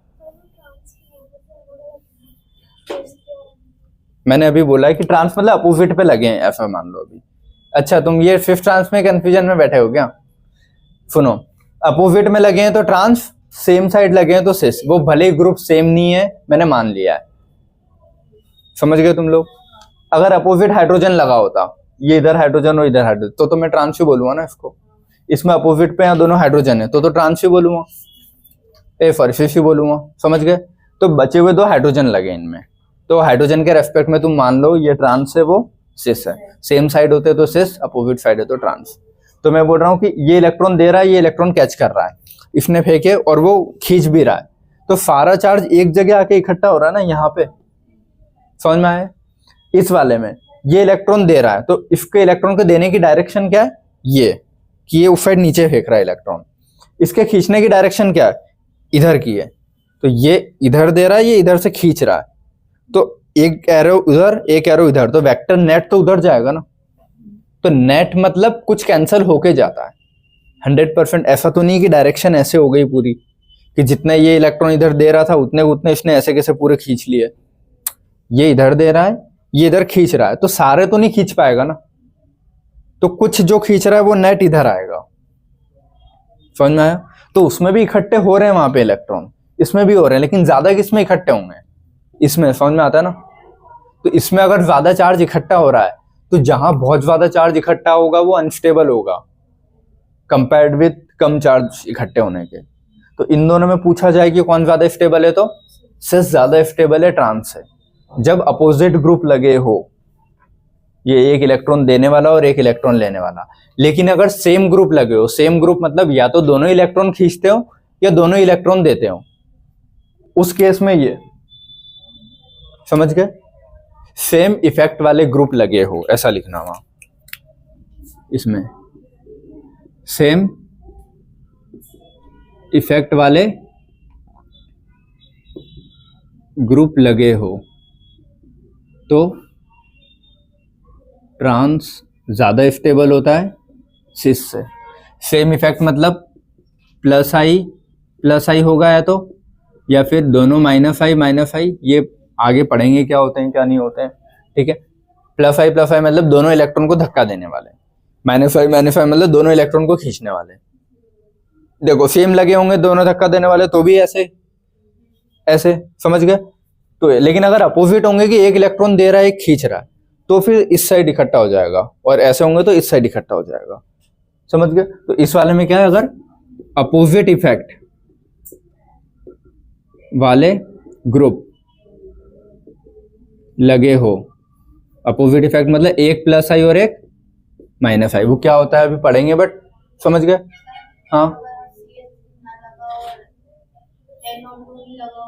NO2 ही लगाओ तो दोनों का काम क्या है, खींचने का। तो दोनों खींच रहे हैं तो नेट कैंसिल हो जाएगा ना, तो फिर वो सेम ऊपर जैसा केस हो जाएगा। वही बोल रहा हूं मैं कि या तो दोनों इलेक्ट्रॉन देने वाले होने चाहिए या दोनों ही खींचने वाले होने चाहिए, तो ऊपर वाली कंडीशन सही है। लेकिन अगर उल्टी कंडीशन है कि एक इलेक्ट्रॉन देने वाला है और एक खींचने वाला है, तो फिर ये वाली कंडीशन सही है। तो ये अपोजिट इफेक्ट वाले ग्रुप लगे हो तो सिस ज्यादा स्टेबल होता है ट्रांस से। समझ में आया? पूरे उसके नीचे अलग से लिख लेना टेबल के, है ना। अच्छा जगह नहीं बची होगी ना, पूरे इसके आखिरी में वहां लिख लेना, ठीक है। ये कुछ समझ में आया? इसमें क्वेश्चन आता है कि सिस ज्यादा स्टेबल होगा कि ट्रांस, कुछ नहीं दिया हो तो क्या बोलोगे? ट्रांस मोर स्टेबल होता है सिस से। लेकिन अगर वो मेंशन करके दे रहा है एग्जांपल के साथ, तो फिर ग्रुप चेक कर लेना, क्योंकि क्वेश्चन गलत करोगे थ्योरी से आएंगे, और आए हुए क्वेश्चन है नीट के पीवाईक्यू। सिस ज्यादा स्टेबल होता है कि ट्रांस, ठीक है। आई इफेक्ट पढ़ने के बाद ज्यादा और अच्छे से समझ में आता है, बट यहाँ के पॉइंट है वो ज्योमेट्रिकल के। समझ में आया इतना? नहीं, हाँ इतना लिखो है, लिखो क्या लिख लिया हुआ है ना। पहला पॉइंट समझ में आया? अगर तुमसे पूछा जाए कौन ज्यादा स्टेबल है, सिस है कि ट्रांस? ट्रांस ज्यादा स्टेबल है सिस से, ठीक है।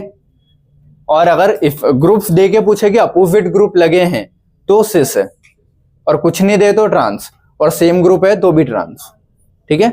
तो ध्यान रखना है इस चीज का, ट्रांस मोर स्टेबल देन सिस, और अपोजिट कब हो सकता है मैंने लिखवा दिया है, ठीक है।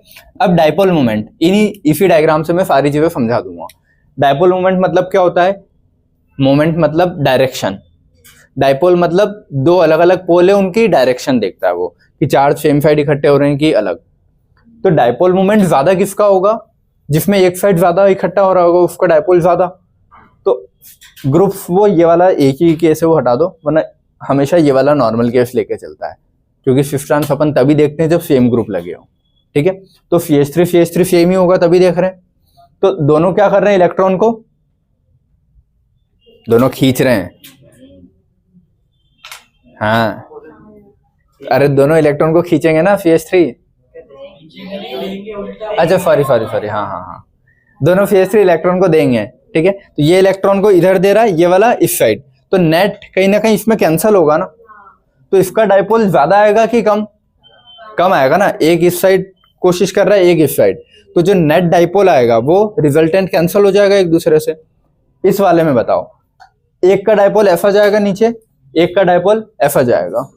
अच्छा ये एरो फिर मैंने सही बनाया ना, हाँ एक का ऐसा जाएगा एक का ऐसा, तो नेट डाइपोल कुछ आएगा यहाँ पे। तो इन दोनों में डाइपोल किसका ज्यादा जा रहा है? सिस का। तो डाइपोल मोमेंट पूछे किसका ज्यादा जाता है? सिस का ज्यादा जाता है ट्रांस से, याद रखना है ना। डाइपोल मोमेंट सिस मोर देन ट्रांस, रीजन समझ गया ना, ठीक है। नेट डाइपोल मोमेंट सिस का ज्यादा ही होता है ट्रांस से। हाँ देखो ये चीजें स्टेबिलिटी में पूछी गई है इसीलिए बता दिया है, वरना अगर ऐसे देखा हाँ फिर उसमें भी फिर उल्टी चीजें हो जाएगी, फ्लिप होगी, ठीक है। बट सिस और ट्रांस अपन तभी वर्ड यूज करते हैं जब सेम ग्रुप लगे हो, ठीक है। तो कुछ नहीं बोला जाए तो तुम सेम ग्रुप रख के ही सारे आंसर्स दोगे। क्लियर है? ये समझ में आया डाइपोल सिस क्यों ज्यादा है ट्रांस से? सभी 11th वालों सीधे बैठो दोनों, और तुम भी बेटा पैर नीचे करके सीधे बैठो। चलो ये पोलैरिटी मतलब क्या होता है? पोल्स क्रिएट होना। पोल्स मतलब चार्ज किस में ज्यादा इकट्ठा होगा? एक साइड, सिस में। दोनों सेम ग्रुप हैं तो या तो दोनों एक दूसरे को ऐसे कैंसिल कर रहे हैं या ऐसे कैंसिल कर रहे हैं, तो इसमें इकट्ठा नहीं होगा ना, कैंसिल ही हो रहा है, या तो ऐसे या ऐसे। लेकिन उस वाले में इकट्ठा होगा एक साइड। अगर दोनों ऐसे भी हैं तो एक साइड नीचे वाले डायरेक्शन में, दोनों ऐसे भी हैं तो एक साइड ऊपर वाली डायरेक्शन में इकट्ठा होगा। समझ में आया? बाकियों को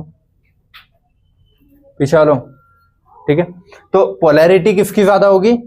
सिस की ज्यादा होगी ट्रांस से।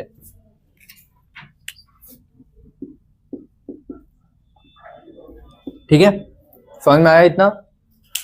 ऐसी शक्ल लेके बैठे हैं। सॉल्युबिलिटी इन वाटर, देखो पानी में कोई चीज कब घुलती है? जब वो पोलर होती है कि नॉन पोलर? शाबाश। पानी खुद अगर पोलर है तो उसमें पोलर चीजें सॉल्युबल होगी ना। तो पानी H+OH- पोलर होता है, तो उसमें कौन सी चीज जल्दी घुलेगी? जिसमें ज्यादा पोलर या ज्यादा चार्ज हो। तो सिस में ज्यादा चार्ज इकट्ठा होता है कि ट्रांस में? सिस में। तो सिस ज्यादा सॉल्युबल होता है ट्रांस से। तो सॉल्युबिलिटी भी पूछे तो किसकी ज्यादा है? सिस की ज्यादा होती है ट्रांस से। क्या रीजन बोल रहा हूं ना?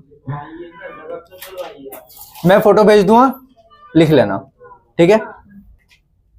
अब जो मैंने बोले वो रीजन ही है, ठीक है, कि वाटर पोलर होता है तो पोलर में पोलर चीज सॉल्युबल होगी, तो जिसमें ज्यादा नेट इफेक्टिव चार्ज इकट्ठा वो ज्यादा सॉल्युबल, ठीक है। अब आता है बॉइलिंग पॉइंट और मेल्टिंग पॉइंट, ठीक है। मुझे बताओ बॉइलिंग पॉइंट सिस का ज्यादा होगा कि ट्रांस का? बॉइलिंग पॉइंट तुम्हारा इसी चीज पे वेरी करेगा कि देखो जितना ज्यादा उसके अंदर चार्जेस होंगे उतनी ज्यादा अट्रैक्शन फोर्सेस होगी आपस में एक दूसरे मॉलिक्यूल के बीच में, तो जितनी ज्यादा अट्रैक्शन फोर्स उसको तोड़ने में भी तो उतना ही ज्यादा पावर लगेगा, समझ में आया? तो जिसमें ज्यादा चार्ज इकट्ठा हो रहा है उसका बॉइलिंग पॉइंट उतना ही ज्यादा होगा, समझ में आया? ठीक है, तो सिस का बॉइलिंग पॉइंट ज्यादा होता है ट्रांस से, ठीक है। अब मेल्टिंग पॉइंट, मेल्टिंग पॉइंट मतलब पिघलना, है ना, याद रखना, वो चीज अलग है, उसका बॉइलिंग से लेना देना नहीं है। मेल्टिंग पॉइंट किस चीज पे डिपेंड करेगा?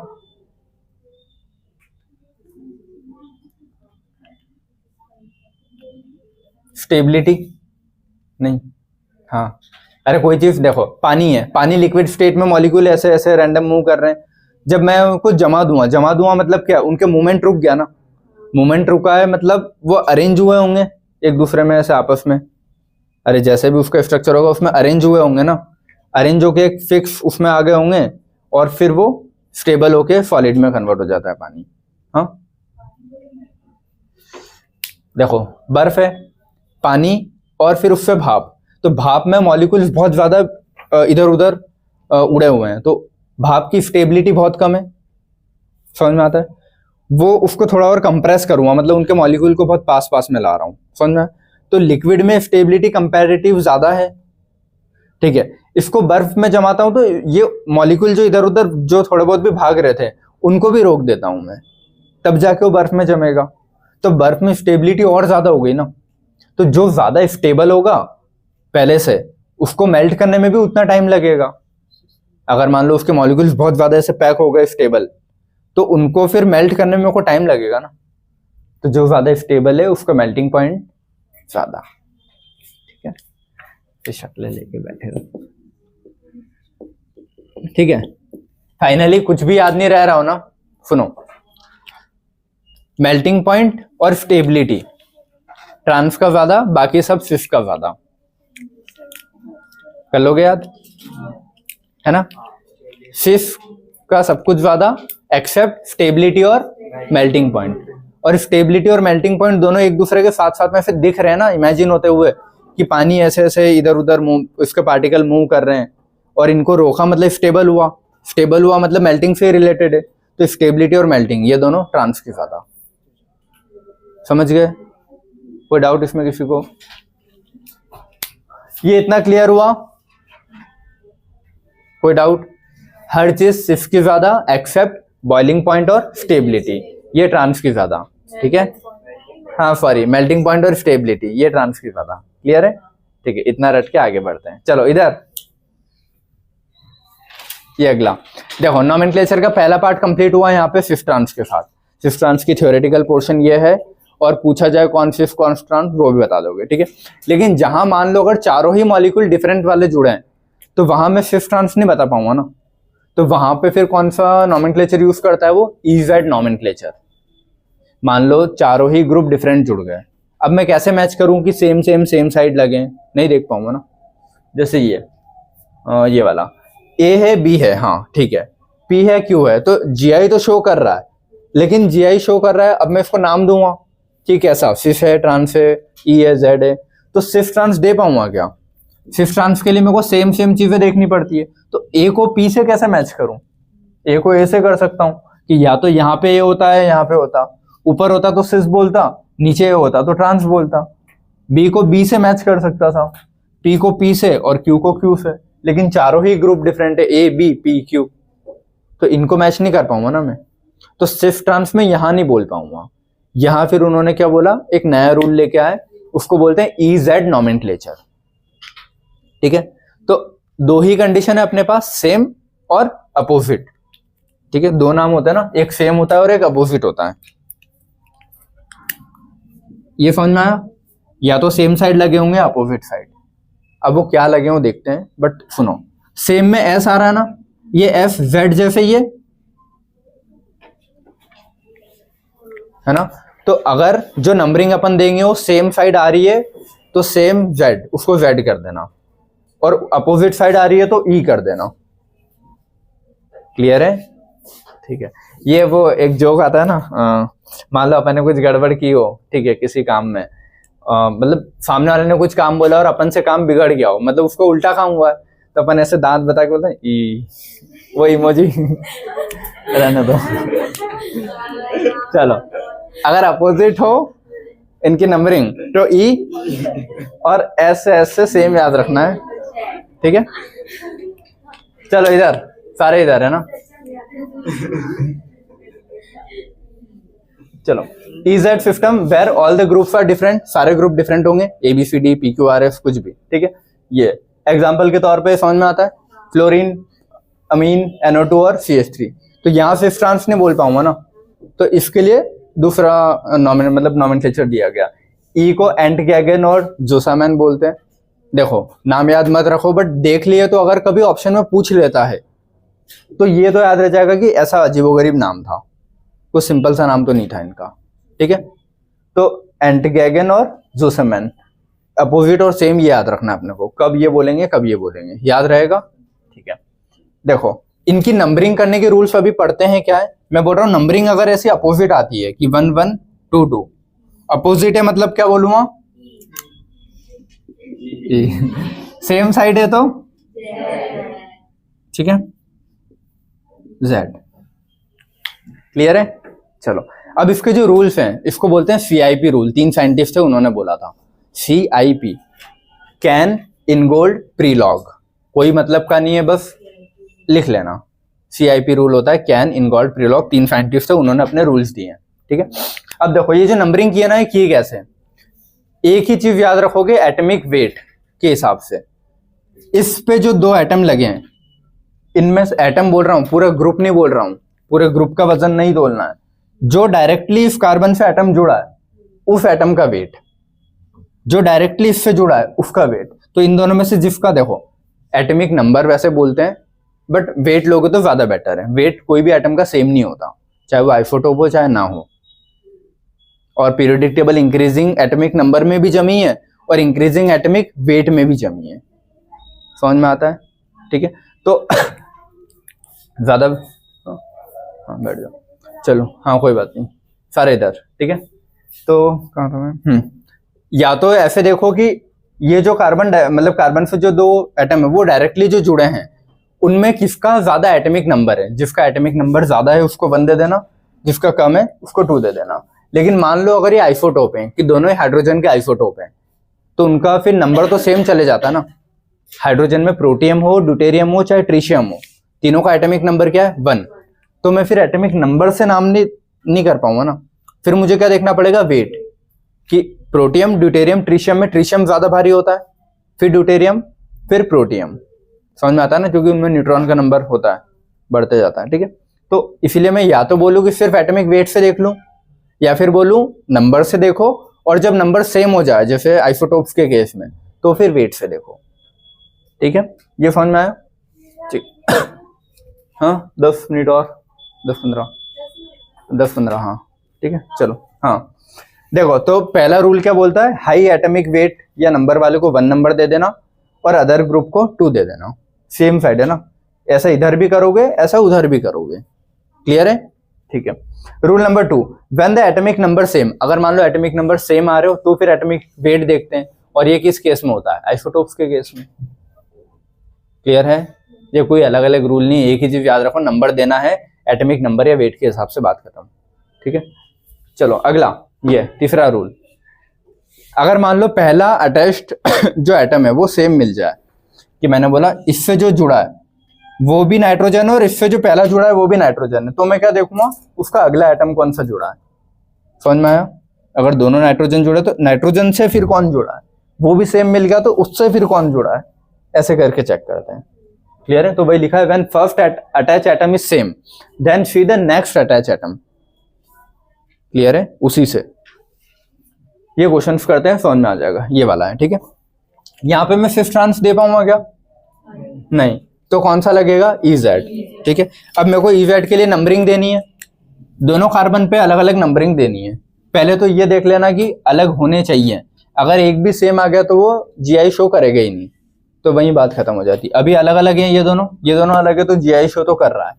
अब नंबर दे दूं, फ्लोरीन और आयोडीन, इन दोनों में ज्यादा एटॉमिक नंबर बोलूं, वेट किसका है, आयोडीन, तो ये 1 ये 2, समझ में आया।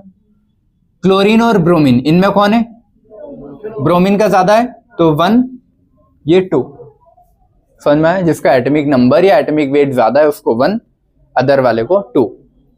अब 1 1 सेम साइड आए, ये बोलूं 2 2 सेम साइड आए, तो सेम साइड है मतलब S Z जैसा, तो इसको क्या बोलते हैं, Z, समझ में आया।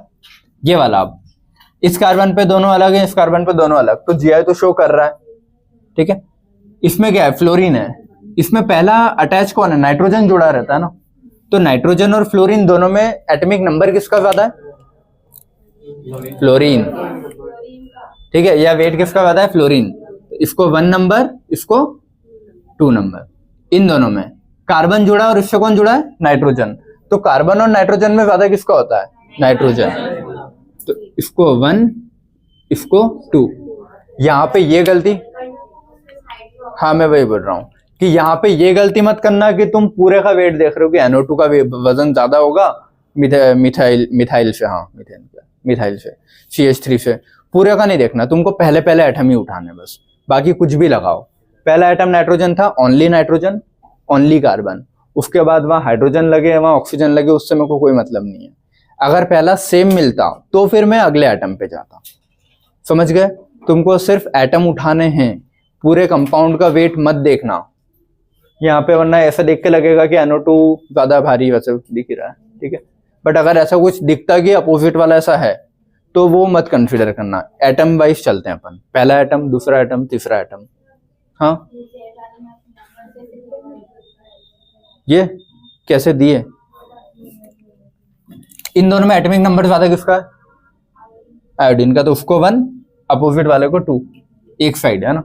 अब दूसरी साइड भी, इन दोनों में ज्यादा नंबर किसका है, फ्लोरीन, क्लोरीन, ब्रोमीन नीचे आता है ना, तो उसका वेट और नंबर ज्यादा है, तो उसको 1 इसको 2, समझ गए। अब ये 1 1 सेम साइड हो गए ना, तो सेम साइड हो गए तो सेम S Z 1 देते हैं, और जिसका कम है उसी साइड में उसको 2, और वैसे इधर, तो ये वाले भी समझ में आए ऐसे, इसको 1 और उसको 2, क्लियर है। तो 1 और 1 अपोजिट में है ना, या फिर 2 और 2 अपोजिट में, जो भी बोल रहा हूँ अपोजिट में मतलब E। ठीक है, क्योंकि Z और E में बहुत कंफ्यूजन होता है, पता है, याद नहीं होता है वो। ये वाला क्वेश्चन, ठीक है, इसमें देखो ये भी हाइड्रोजन का आइसोटोप है, D मतलब ड्यूटेरियम है, तो एटॉमिक नंबर तो दोनों के 1 1 हो गए। तो अब मैं क्या देखूंगा, एटॉमिक वेट हमेशा हायर आइसोटोप का ज्यादा होता है, तो इसका एटॉमिक वेट ज्यादा है तो इसको 1, इसका कम है तो इसको 2, समझ में आया बेटा, बातें नहीं, ये समझ में आया। ठीक है, अब इसमें देखो, इस कार्बन से डायरेक्टली कौन जुड़ा है, नाइट्रोजन, भले ही यहाँ H ये लिखा हो लेकिन नाइट्रोजन जुड़ा होगा ना, वो तो N, फिर उससे H जुड़े होते हैं 2। ठीक है, इससे डायरेक्टली कौन जुड़ा है, कार्बन, तो इससे नाइट्रोजन जुड़ा है, इससे कार्बन जुड़ा है, तो मेरे को सिर्फ एटम देखने हैं। नाइट्रोजन ज्यादा भारी होता है कि कार्बन, नाइट्रोजन, तो इसको मैं 1 दूंगा, इसको 2, समझ में आया। 1 1 अपोजिट है और 2 2 अपोजिट है, अपोजिट है तो वही मतलब नहीं है सिखाने का। ठीक है, अपोजिट है तो E। ये वाला अगला, ठीक है, देखो इस साइड दोनों है, इस कार्बन पे ये पूरा ग्रुप लगा है, उधर एक वैलेंसी से ये पूरा ग्रुप लगा है, तो पहले एटम कौन है, इससे भी कार्बन जुड़ा है पहला, इससे भी पहला कौन जुड़ा है, कार्बन, तो अब ये तो सेम हो गया ना। अब मैं इसका अगला एटम देखूंगा, अगला मतलब इससे जुड़ा हुआ अगला, जब तक इसकी वैलेंसी कंप्लीट नहीं होती। इससे जुड़ा हुआ अगला कौन है, कार्बन, कार्बन कार्बन है, इस पे तो हाइड्रोजन होंगे ना बेटा 2, तो इस पे कार्बन है, हाइड्रोजन को हटा के देखो, इसमें एक चीज याद रखना सारे इधर बेटा, बात नहीं, हाइड्रोजन को सबसे लास्ट में गिना जाता है, उसके अलावा जो भी एटम है वो देखा जाएगा। जैसे इस पे 3 चीजें जुड़ी है, दो हाइड्रोजन और एक ऑक्सीजन है, ये OH है वो, तो O जुड़ा है ना, इस पे O है, H और H, ये तीन चीजें, इस पे तीन कार्बन जुड़े हैं। रेड वाला सेम मिल गया, तो अब मैं देख रहा हूँ रेड से जो भी चीजें जुड़ी है उनका नंबर देखना है। तो रेड से यहाँ कितने, तीन कार्बन है, यहाँ एक और दो हाइड्रोजन है, तो मैं बोल रहा हूँ हाइड्रोजन वाले को मत पहले कंसीडर करना, वो हाइड्रोजन सबसे आखिरी में देखा जाता है।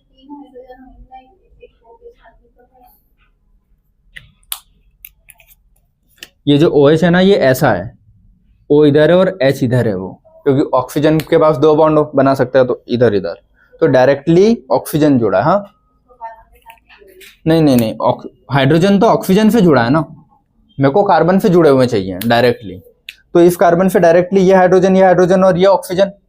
बेटा इधर ध्यान से सुन लेना सारे, है ना, वरना यही क्वेश्चन जस्ट उल्टा कर दोगे तुम। इधर इस कार्बन से जुड़े ये, ठीक है। तो मैं बोल रहा हूँ हाइड्रोजन को स्टार्टिंग में कंसीडर मत करना, उसके अलावा जो भी एटम है उसको कंपेयर करके देखना, समझ गए। तो यहाँ पे मैं कंपेयर किसको कर रहा हूँ, इस वाले को, हाइड्रोजन को अभी कंसीडर नहीं किया है, और इसमें भी ऑक्सीजन को, है ना, गोला मैंने पूरा बनाया मतलब, तो इसमें हाइड्रोजन हटा, अब इसमें तो हाइड्रोजन वाला केस है ही नहीं, तो कोई सा भी एटम उठा लूं। तो अब कार्बन और ऑक्सीजन, इन दोनों में ज्यादा भारी कौन है, ऑक्सीजन, तो इसको 1, इसको 2, कोई मतलब नहीं है, मैंने बोला बस नेक्स्ट एटम मेजर करोगे, समझ गए। इसीलिए कि वहां फिर वो दिखेगा कि हाँ 3 है तो ज्यादा भारी है, यहाँ 2 हाइड्रोजन है और एक OH है, तो ये तो हल्का होगा, तो तुम इसको 1 कर दोगे, इसको 2 कर दोगे। तो मैंने बोला हाइड्रोजन को स्टार्टिंग में कंसीडर मत करना, उसके अलावा जो दूसरा एटम जुड़ा है उसको देखना कि उनमें, अब यहाँ तीनों ही सेम थे, तो तीनों में से किसी भी कार्बन को उठा सकता हूं मैं, तो O और C, तो O और C में देखोगे तो O1 और वो 2, समझ में आया। ये गलत कर सकते हो, श्योर हूं मैं, तुम हाइड्रोजन से मैच कर लोगे पहले, हाइड्रोजन और कार्बन, और फिर बोल दोगे कार्बन ज्यादा भारी है, समझ गए। हाइड्रोजन को बाद में कंसीडर करेंगे, पहले अदर एटम्स। इधर ये कार्बन तो सेम हो गया ना, ये समझ में आया बेटा, ये और ये तो सेम हो गया। अब इसी कार्बन से जुड़ी दूसरी चीजें देखनी है मुझे, इस कार्बन से जुड़ी हुई दूसरी चीजें कुछ दिख रही है क्या, 2 तो हाइड्रोजन ही है, और फिर तीसरा कार्बन है, ठीक है, इससे 2 कार्बन है और 1 हाइड्रोजन है, तो हाइड्रोजन वाली तो मैं अभी कंसीडर नहीं कर रहा हूं, पहले मैं अदर देन हाइड्रोजन एटम उठाता हूं। तो अदर देन हाइड्रोजन में इसके पास कौन जुड़ा है, 1 कार्बन, तो देखो इसको देख कैसे रहे, ध्यान से देखना तुम लोग, ठीक है। इसके पास 3 चीजें, 1 हाइड्रोजन और 2 कार्बन, ये समझ के फिर चले जाओ तुम, ठीक है। सभी इधर,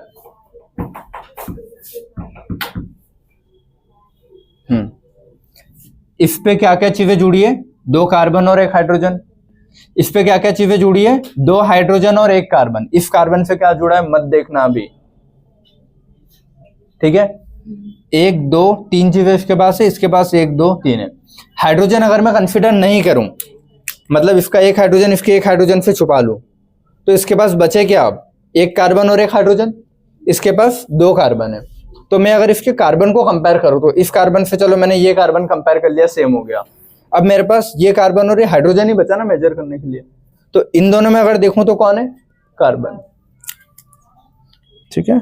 बस अब नहीं बता रहा मैं, ये और ये 1 और 2,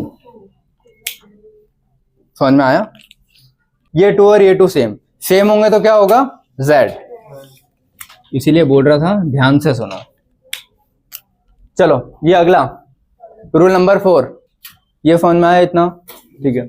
रूल नंबर 4, अगर मान लो मल्टीपल बॉन्ड्स आ जाते, जैसे यहाँ पे तो मैंने सिंगल बॉन्ड था तो बता दिया कि हाँ 1 हाइड्रोजन 1 कार्बन 1 हाइड्रोजन, मान लो यहाँ C ट्रिपल बॉन्ड N जुड़ा होता, तो फिर उसको मैं कैसे देखूंगा, या फिर C डबल बॉन्ड O जुड़ा होता तो मैं कैसे देखूंगा, वो चीज होती है, ठीक है।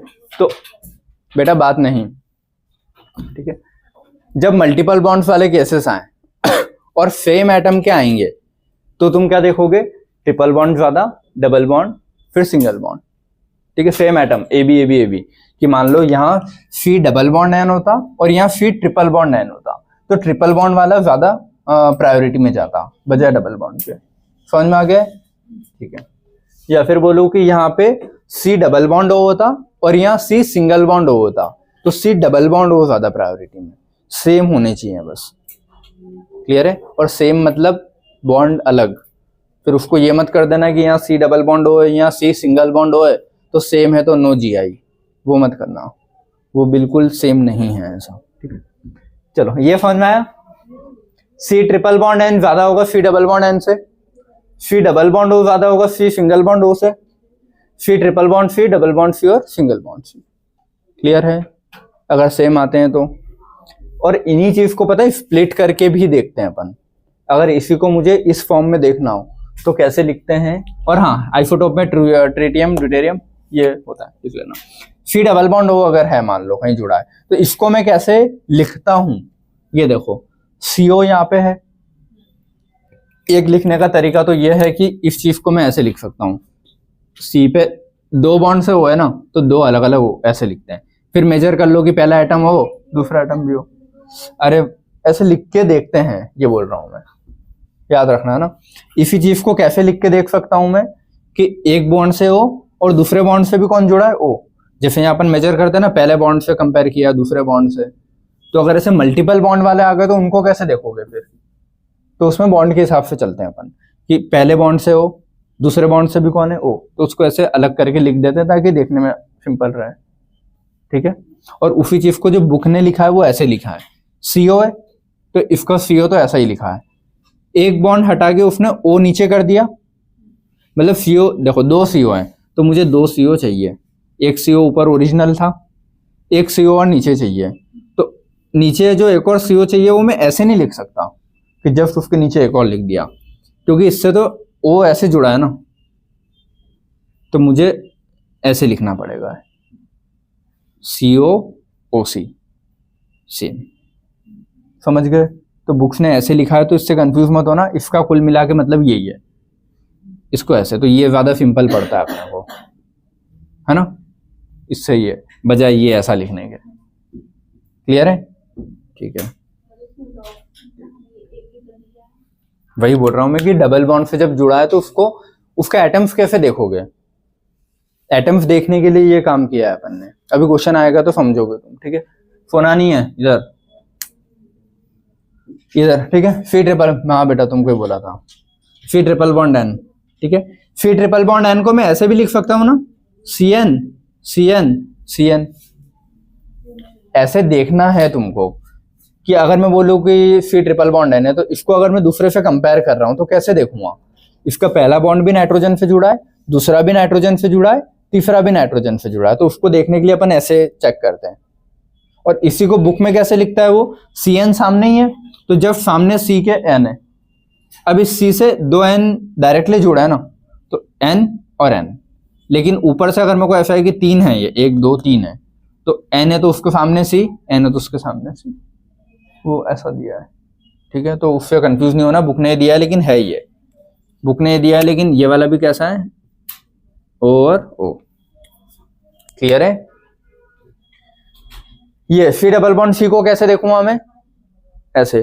फिर ट्रिपल बॉन्ड सी को कैसे देखूंगा, ऐसे। अब कहां देखूंगा, यहां। ठीक है, इसमें चेक करो, देखो बेटा सभी इधर यार जग जाओ।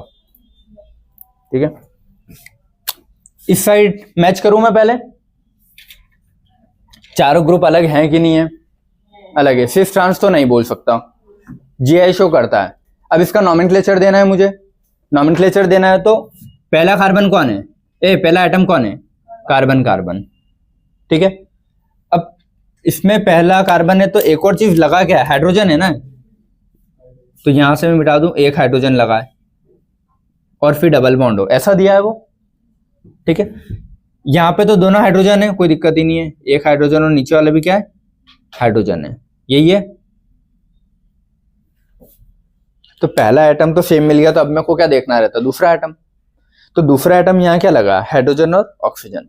अब यहाँ तो 3 लगे थे, तो वही कंफ्यूजन क्रिएट होगा कि डबल बॉन्ड को सिंगल बॉन्ड ऐसे मैच कैसे करोगे। तो या तो सीधा ऐसे देख लो कि C डबल बॉन्ड O ज्यादा होता है बजाय C सिंगल बॉन्ड O से, समझ में आया। या फिर इसको अगर मैं तोड़ के लिखूं तो एक CO और एक और CO लिख सकता हूं ना इसको, इसी चीज को मैं ऐसे भी लिख सकता हूं ना, ये। तो हाइड्रोजन के अलावा अगर मैं देखूं तो इसका अगर एक हाइड्रोजन है तो इसका भी मैं एक हाइड्रोजन छुपा लूं। अब इसके पास कितने एटम बचे हैं? ऑक्सीजन और इसके पास एक ऑक्सीजन और एक हाइड्रोजन। तो हाइड्रोजन वाला नहीं मेजर करूं तो एक ऑक्सीजन से एक ऑक्सीजन कैंसल। अब एक हाइड्रोजन से इसके पास ऑक्सीजन है तो ज्यादा प्रायोरिटी कौन जाएगा? ऑक्सीजन वाला। समझ में आया? तो इसीलिए ऊपर वाला ज्यादा प्रायोरिटी में है नीचे वाले से। ये ऐसा नहीं था, ये ऐसा है। या फिर सिंपल सी भाषा में बोलो तो सी डबल बॉन्ड ज्यादा होगा सी सिंगल बॉन्ड से। तो ऊपर वाले की जो प्रायोरिटी है ये, इसकी क्या लिखोगे? 1। इसको क्या लिखोगे? 2। क्लियर है? हो जाना चाहिए। ये इसके पास कार्बन, इसके पास नाइट्रोजन, तो पहले ही एटम अलग आ गए। तो बस सिर्फ पहले पहले एटम पे मैं देख लूंगा, मुझे आगे देखने की जरूरत ही नहीं इनको। पहला कार्बन जुड़ा है, दूसरा हाइड्रोजन जुड़ा है। ये हाइड्रोजन मत देखना कि ये हाइड्रोजन जुड़ा है, डायरेक्टली बॉन्ड से तो कार्बन जुड़ा है, उस कार्बन से हाइड्रोजन है वो, है ना। तो ये कंफ्यूजन में मत रह जाना बैठे बैठे कि मैं कब से कार्बन बोल रहा हूं, तुमको हाइड्रोजन दिख रहे हैं। ठीक है, तो कार्बन नाइट्रोजन में ज्यादा भारी कौन? नाइट्रोजन। तो ये क्या हो जाएगा? 1। ये क्या हो जाएगा? 2। अब 1 और 1 अपोजिट में है ना, और ये 2 और 2 अपोजिट में है तो E। ठीक है, समझ में आया? अब इसके अपने को क्वेश्चंस करना है। ठीक है, ये तो रूल से समझ में आ गया कि EZ होता क्या है। अब मैं लिखूंगा और तुम बता पाओ EZ, क्वेश्चन तो करें। ये तो रूल समझाने के लिए एक एक क्वेश्चन लिया था मैंने। ठीक है, चलो क्वेश्चन करते हैं। ये कुछ क्वेश्चन और लिखे हैं, इनमें EZ पता करो। ठीक है, और ये वाले जो जिनमें लोन पेयर हैं इनमें EZ नहीं, बस ये बताना है कि GI शो करते हैं या नहीं करते हैं। हाँ, ये क्वेश्चन करके चले जाओ। 5 मिनट और, 5 मिनट और बस। ठीक है, चलो सभी इधर है ना, क्वेश्चंस करो। इधर सीधे बैठो, पैर नीचे बैठा, आराम से बैठते हैं ऐसे। चलो इधर। ठीक है, ये वाला। ठीक है, ये दोनों कंपाउंड सेम नहीं है, ये सेम नहीं है, GI तो शो कर रहा है। अब कौन सा वाला है? बातें नहीं, पहला कार्बन, पहला कार्बन। बेटा बात नहीं करो, या तो इस चीज को ऐसे देख लो कि C ट्रिपल बॉन्ड C ज्यादा होता है C डबल बॉन्ड C से। ठीक है, तो ये 1 वो 2। या फिर अगर मैं इसको अलग भी करूं तो C और फिर C। तो तीनों कार्बन जुड़े हैं इससे, और इससे एक हाइड्रोजन जुड़ा है और 2 कार्बन जुड़े हैं। समझ में आया? तो 3 कार्बन वाला ज्यादा ही होगा ना, बजाय 2 कार्बन 1 हाइड्रोजन। या फिर सीधा बोल सकते हो कि C ट्रिपल बॉन्ड C ज्यादा होता है C डबल बॉन्ड C से। ठीक है, तो ये वाला क्या हो जाएगा? 1, ये 2। इधर बात नहीं, बात करना है बाहर चले जाओ।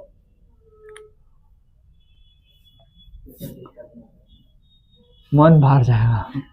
चलो, ये पहले कार्बन जुड़े, फिर इससे कौन? ट्रिपल बॉन्ड N जुड़ा है, और इससे डबल बॉन्ड O जुड़ा है। तो ट्रिपल बॉन्ड N और ये क्या है? Double bond O। Triple bond N को मैं ऐसे लिख सकता हूं ना, N और N। और इसको, इस वाले को ऐसे लिख सकते हैं, एक तो हाइड्रोजन है और 2 ऑक्सीजन है। सही है। हाइड्रोजन वाले को अगर मैं नहीं भी गिनूं तो ऑक्सीजन और नाइट्रोजन में ज्यादा कौन होता है? ऑक्सीजन। तो इसको क्या देंगे? 1 और इसको 2। 1 1 सेम साइड है ना, सेम साइड है तो SZ जैसे दिखता है, तो Z। क्लियर है? सही था? ये अगला वाला करें। ठीक है, इसमें देखो पहला कार्बन, पहला भी कार्बन, ये मैच हो गए। तो अब अगला वाला देखते हैं। अगला इसमें कौन है? एक हाइड्रोजन है और फिर 2 CH2 है। यही है, एक हाइड्रोजन और 2 CH2 जुड़ा है डबल बॉन्ड से। इसमें तीनों क्या है? कार्बन है। इससे जुड़े हुए तीनों कार्बन है, इससे जुड़े हुए 2 कार्बन है और 1 हाइड्रोजन है। तो 3 कार्बन वाला ज्यादा ही होगा ना, तो इस वाले को क्या प्रायोरिटी देंगे? 1, इसको 2। हाँ, आधे घंटे का बोल के गए सर, तो शायद मोस्ट प्रोबेबली कितना 3:30 से लग जाएगी, है ना। और तुमने वो फॉर्म फिल कर दिया नीचे रिसेप्शन पे? अभी फिल कर लो आज बेटा। ठीक है, सर ने बोला था तुम आज फिल करोगे।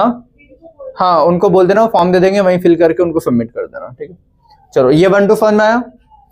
ये पहला एटम कौन जुड़ा है? नाइट्रोजन। पहला एटम कौन जुड़ा है? कार्बन। तो बस पहले ही एटम अलग है तो वहीं पे रुक जाएंगे, फिर ये ट्रिपल बॉन्ड मत देखना, है ना। चलो, तो यहाँ पे इन दोनों में से कौन होता है? 1 और 2 अपोजिट है ना, 1 1, ठीक है, अपोजिट है तो ई। चलो ये वाला ये कर लो बेटा, तुम लोग है ना 11वीं वालों। इधर पहला कौन है? ऑक्सीजन। पहला कौन है? नाइट्रोजन। तो इन दोनों में से यही होगा, ये तो समझ में आता है ना। इन दोनों में पहला कौन है? यहाँ कार्बन, यहाँ हाइड्रोजन, तो श्योर ये होना चाहिए। तो 1 1 सेम साइड है तो Z, same S Z S, ठीक है। ये वाला हाइड्रोजन, अच्छा हाइड्रोजन हाइड्रोजन सेम हो गए, तो ये क्या हो जाएगा? इसको ट्रांस में लिख सकते हैं। और अगर वैसे भी मुझे नाम देना हो तो इन दोनों में 1 कौन होगा? ये 2 होगा। इन दोनों में ये 1 ये 2, और 1 1 अपोजिट है तो अगर लिखना हो तो ई भी लिख सकता हूँ अपोजिट वाले को। हाँ हाँ, तो फिर लिखेंगे। मैंने क्या लिखा? अच्छा सॉरी, ट्रांस ही तो लिखा था, सही तो लिखा है। हाँ ये नहीं लिख सकते, समझ गया, बट बुक में उन्होंने दिया था तो मैंने लिखा दिया ऐसा, ठीक है।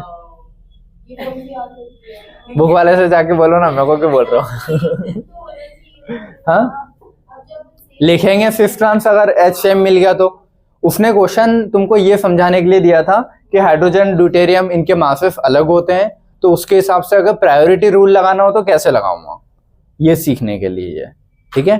तो इसीलिए लिखा, वरना अगर हाइड्रोजन हाइड्रोजन एक भी एटम सेम मिल गया तो फिफ्थ ट्रांस से देखेंगे अपन, ट्रांस है ये, ठीक है।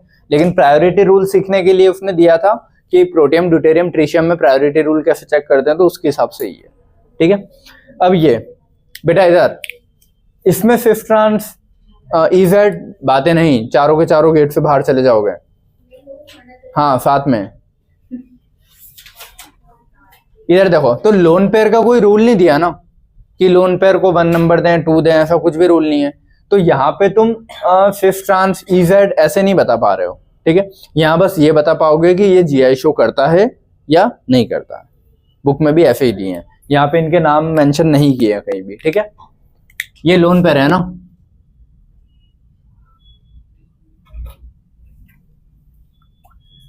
चलो मिथाइल इथाइल दो अलग अलग लगे हैं ना, इस पे एक लोन पेयर एक अमीन, तो ये शो करेगा जीआई है ना, शो जीआई और नॉट, क्वेश्चन हेडिंग है। इथाइल और ये ईटी सेम ही है दोनों है ना, तो ये नहीं करेगा, वो ऐसा मत देखना कि अलग है, ठीक है। ये तो अलग ही है, ये दोनों अलग है, शो करेगा। ये तो सेम, ये दोनों लोन पेयर हो गए ना, तो ये नहीं शो करेगा, समझ गए। तो क्वेश्चन अगर ये आता है ना कि जीआई शो करेगा या नहीं करेगा, तो गलत मत कर देना, ठीक है। कर दो, तुम भरोसा नहीं तुम पे मेरे को। चलो ये वाला क्वेश्चन, ठीक है। इस क्वेश्चन में 2 डबल बॉन्ड दिख रहे हैं, तो दोनों डबल बॉन्ड के अलोंग में अलग अलग देखोगे। पहले इफ डबल बॉन्ड को लेके देखूंगा, फिर इफ डबल बॉन्ड को लेके देखूंगा, ठीक है। तो इफ डबल बॉन्ड के इफ कार्बन पे 2 मिथाइल लगे, तो ये वाला शो करेगा क्या? नो। इफ डबल बॉन्ड के अलोंग नो, क्योंकि इस साइड 2 मिथाइल, इस साइड तो एक हाइड्रोजन और एक ये पूरा बड़ा ग्रुप है। तुमको क्या देखना है, इस कार्बन पे एक हाइड्रोजन होगा और एक ये पूरा बड़ा ग्रुप है, तो अलग अलग है, तो इस साइड तो ठीक है, लेकिन इस साइड 2 मिथाइल हो गए ना, तो ये वाला डबल बॉन्ड शो नहीं करेगा, ये डबल बॉन्ड। अब इफ डबल बॉन्ड में एक हाइड्रोजन होगा यहाँ पे, क्योंकि 3 ही वैलेंसी फुलफिल हो, तो एक हाइड्रोजन और एक मिथाइल, तो इस साइड तो ठीक है, इस साइड एक हाइड्रोजन और एक ये बड़ा सा ग्रुप, तो ये वाला शो करेगा, क्योंकि यहाँ हाइड्रोजन है ना, और इसमें यहाँ पे ये हाइड्रोजन है, क्लियर है। और ग्रुप अलग अलग कौन से समझ में आ रहे हैं ना, एक ये है, एक मिथाइल है, एक हाइड्रोजन और एक ये पूरा है, क्लियर है। तो अगर इसके अलोंग नो है, इसके अलोंग यस है, तो ओवरऑल कंपाउंड क्या है? यस। याद रखना, एक भी डबल बॉन्ड अगर शो कर रहा है जीआई, तो पूरा कंपाउंड को जीआई में रखोगे, ठीक है। चलो कौन है पढ़ ले बेटा। चलो ठीक है, ये 3 बॉन्ड है, तीनों बॉन्ड के अलोंग अलग अलग चेक करना है, ठीक है। इस यहाँ पे क्या लगाए हैं? 2 हाइड्रोजन होंगे ना, तो ये वाला बॉन्ड तो नहीं कर रहा, ये वाला यहाँ पे भी 2 हाइड्रोजन होंगे, तो ये बॉन्ड भी नहीं करेगा। ये वाला बॉन्ड, इस पे एक हाइड्रोजन होगा और एक ये बड़ा ग्रुप, इस पे एक हाइड्रोजन और एक ये बड़ा ग्रुप, हाँ बस एक मिनट, ये हाइड्रोजन और एक ये ग्रुप, इसके अलॉन्ग देखेंगे तो ये हाइड्रोजन और ये ग्रुप। हेलो, हाँ हाँ ठीक है, आ जाओ। चलो हाँ ठीक है, तो ये नो और ये बीच वाला बॉन्ड के अलॉन्ग, यस ये वाला तो करेगा, समझ में आया ना बेटा, कि एक हाइड्रोजन हो गया इस कार्बन पर और ये पूरा बड़ा ग्रुप हो गया, इस पे एक हाइड्रोजन और ये पूरा बड़ा ग्रुप, तो सेंटर वाला कर रहा है ये दोनों। तो ओवरऑल अगर पूछो तो समझ में आया ये वाला आप, ठीक है। अच्छा हाँ, ट्रिपल बॉन्ड तो नहीं करते हैं, याद रखना, ट्रिपल बॉन्ड जीआई शो नहीं करते हैं, ठीक है, अलग से लिख लेना एक स्टेटमेंट। तो ट्रिपल बॉन्ड वाला तो नो लिख लेना है ना, triple bond do not show GI, बातें नहीं, triple bond do not show GI याद करना, ठीक, मतलब लिख लेना है। अब ये दो बचे बॉन्ड, ठीक है, ये बॉन्ड करेगा क्या, क्योंकि यहाँ तो दो हाइड्रोजन हो गया ना, तो ये वाला नहीं, अब यही बचा है, तो इस पे एक हाइड्रोजन ये, एक ये बड़ा ग्रुप, एक हाइड्रोजन, इस वाले पे एक ये बड़ा ग्रुप, एक हाइड्रोजन, तो इस ये वाला तो ओवरऑल शो करेगा। समझ में आया सभी को है? ये वाला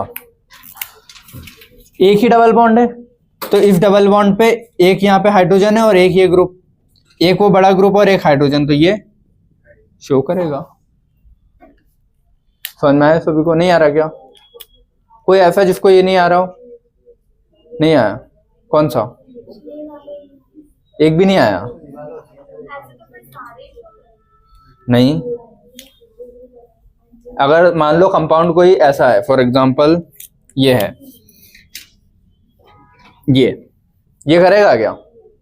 नहीं, तो ओवरऑल भी नो, ठीक है। अगर बॉन्ड बीच में आता है या बीच में, हाँ बीच में आता है तो करेगा, लेकिन अगर टर्मिनल पे आ गया कहीं तो नहीं करेगा ना, तो ये वाला नो। समझ में आया? मोस्ट प्रोबेबली करेगा, हाँ बस अगर ऐसा कोई एग्जांपल क्रिएट हो जाता है, नहीं करेगा, जरूरी भी नहीं है, जैसे ही है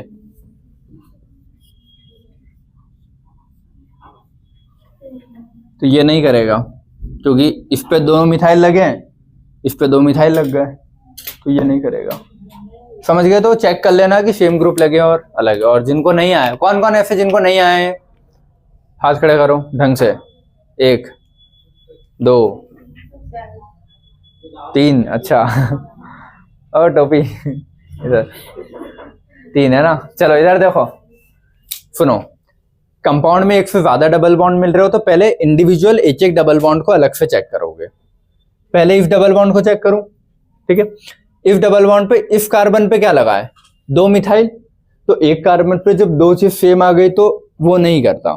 और इस साइड अगर चेक करो तो 4 वैलेंसी होती है ना कार्बन की, यहाँ कितनी दिख रही है? 1 2 3, तो चौथी वैलेंसी क्या होगी? हाइड्रोजन ही होगा। तो एक हाइड्रोजन और एक ये पूरा बड़ा ग्रुप लगा है ना उस पर। मैं तो ये देखता हूँ कि इससे कितने डंडे निकल रहे हैं, एक हाइड्रोजन का निकल रहा है, एक इस पूरे बड़े ग्रुप का निकल रहा है। तो इस साइड तो ठीक है, इस साइड नहीं है, तो दोनों में से एक भी कार्बन ऐसा मिल जाता है जिसपे सेम ग्रुप आ जाते हैं, तो वो नहीं करता, तो ये वाला बॉन्ड तो नहीं करेगा। अब आया समझ में? नहीं आया? पीछे करूंगा था बेटा, समझ में आया? लास्ट बेंच, इसके अलॉन्ग देखते हैं आप, ठीक है बेटा, इधर देख लो, ठीक है। ये डबल बॉन्ड है, इस कार्बन से मेरे को देखना है क्या क्या जुड़ा है। एक हाइड्रोजन जुड़ा ही होगा, एक मिथाइल ग्रुप जुड़ा है, तो दोनों अलग जुड़े हैं तो ठीक है, इस साइड तो ठीक है। इस साइड एक हाइड्रोजन जुड़ा ही होगा, एक या कोई दूसरा ग्रुप लगा है, तो इस साइड भी ठीक है। तो ये वाला डबल बॉन्ड करता है क्योंकि दोनों ही कार्बन पे अलग अलग ग्रुप लगे। तो ये वाला अगर कर रहा है और ये नहीं कर, और ये क्यों नहीं कर रहा है? क्योंकि दोनों मिथाइल हो गए, सेम ग्रुप हो गए, इसीलिए नहीं है, ठीक है। तो अगर दोनों में से एक भी कर रहा है तो ओवरऑल कंपाउंड जीआई शो करेगा। आया समझ में? थोड़ा थोड़ा। अगला वाला क्वेश्चन देख लो भी, वो लास्ट, ठीक है, फिर नहीं बता रहा मैं। चलो हाँ, ये वाला थर्ड वाला क्वेश्चन देख लो। ट्रिपल बॉन्ड तो नहीं करता, इधर ये वाला बॉन्ड, ठीक है। इस बॉन्ड में देखो कार्बन पे 4 वैलेंसी होती, तो यहाँ 1 2 3 ही थी, तो चौथा हाइड्रोजन ही होगा, चौथा हाइड्रोजन ही होगा। तो इन दोनों कोने वाले कार्बन पे चेक करते हैं ना अपन हमेशा, ठीक है। ये हाइड्रोजन है, और ये कोई दूसरा ग्रुप है, तो दो अलग अलग ग्रुप लग गए ना, तो इस साइड तो ठीक है, इस साइड देखता हूँ, एक हाइड्रोजन है और एक कोई दूसरा ग्रुप है, तो दो अलग अलग ग्रुप लग गए। तो इफ डबल बॉन्ड वाले के दोनों कार्बन पे अलग अलग ग्रुप्स लगे हैं, तो ये करेगा ये यहाँ पे।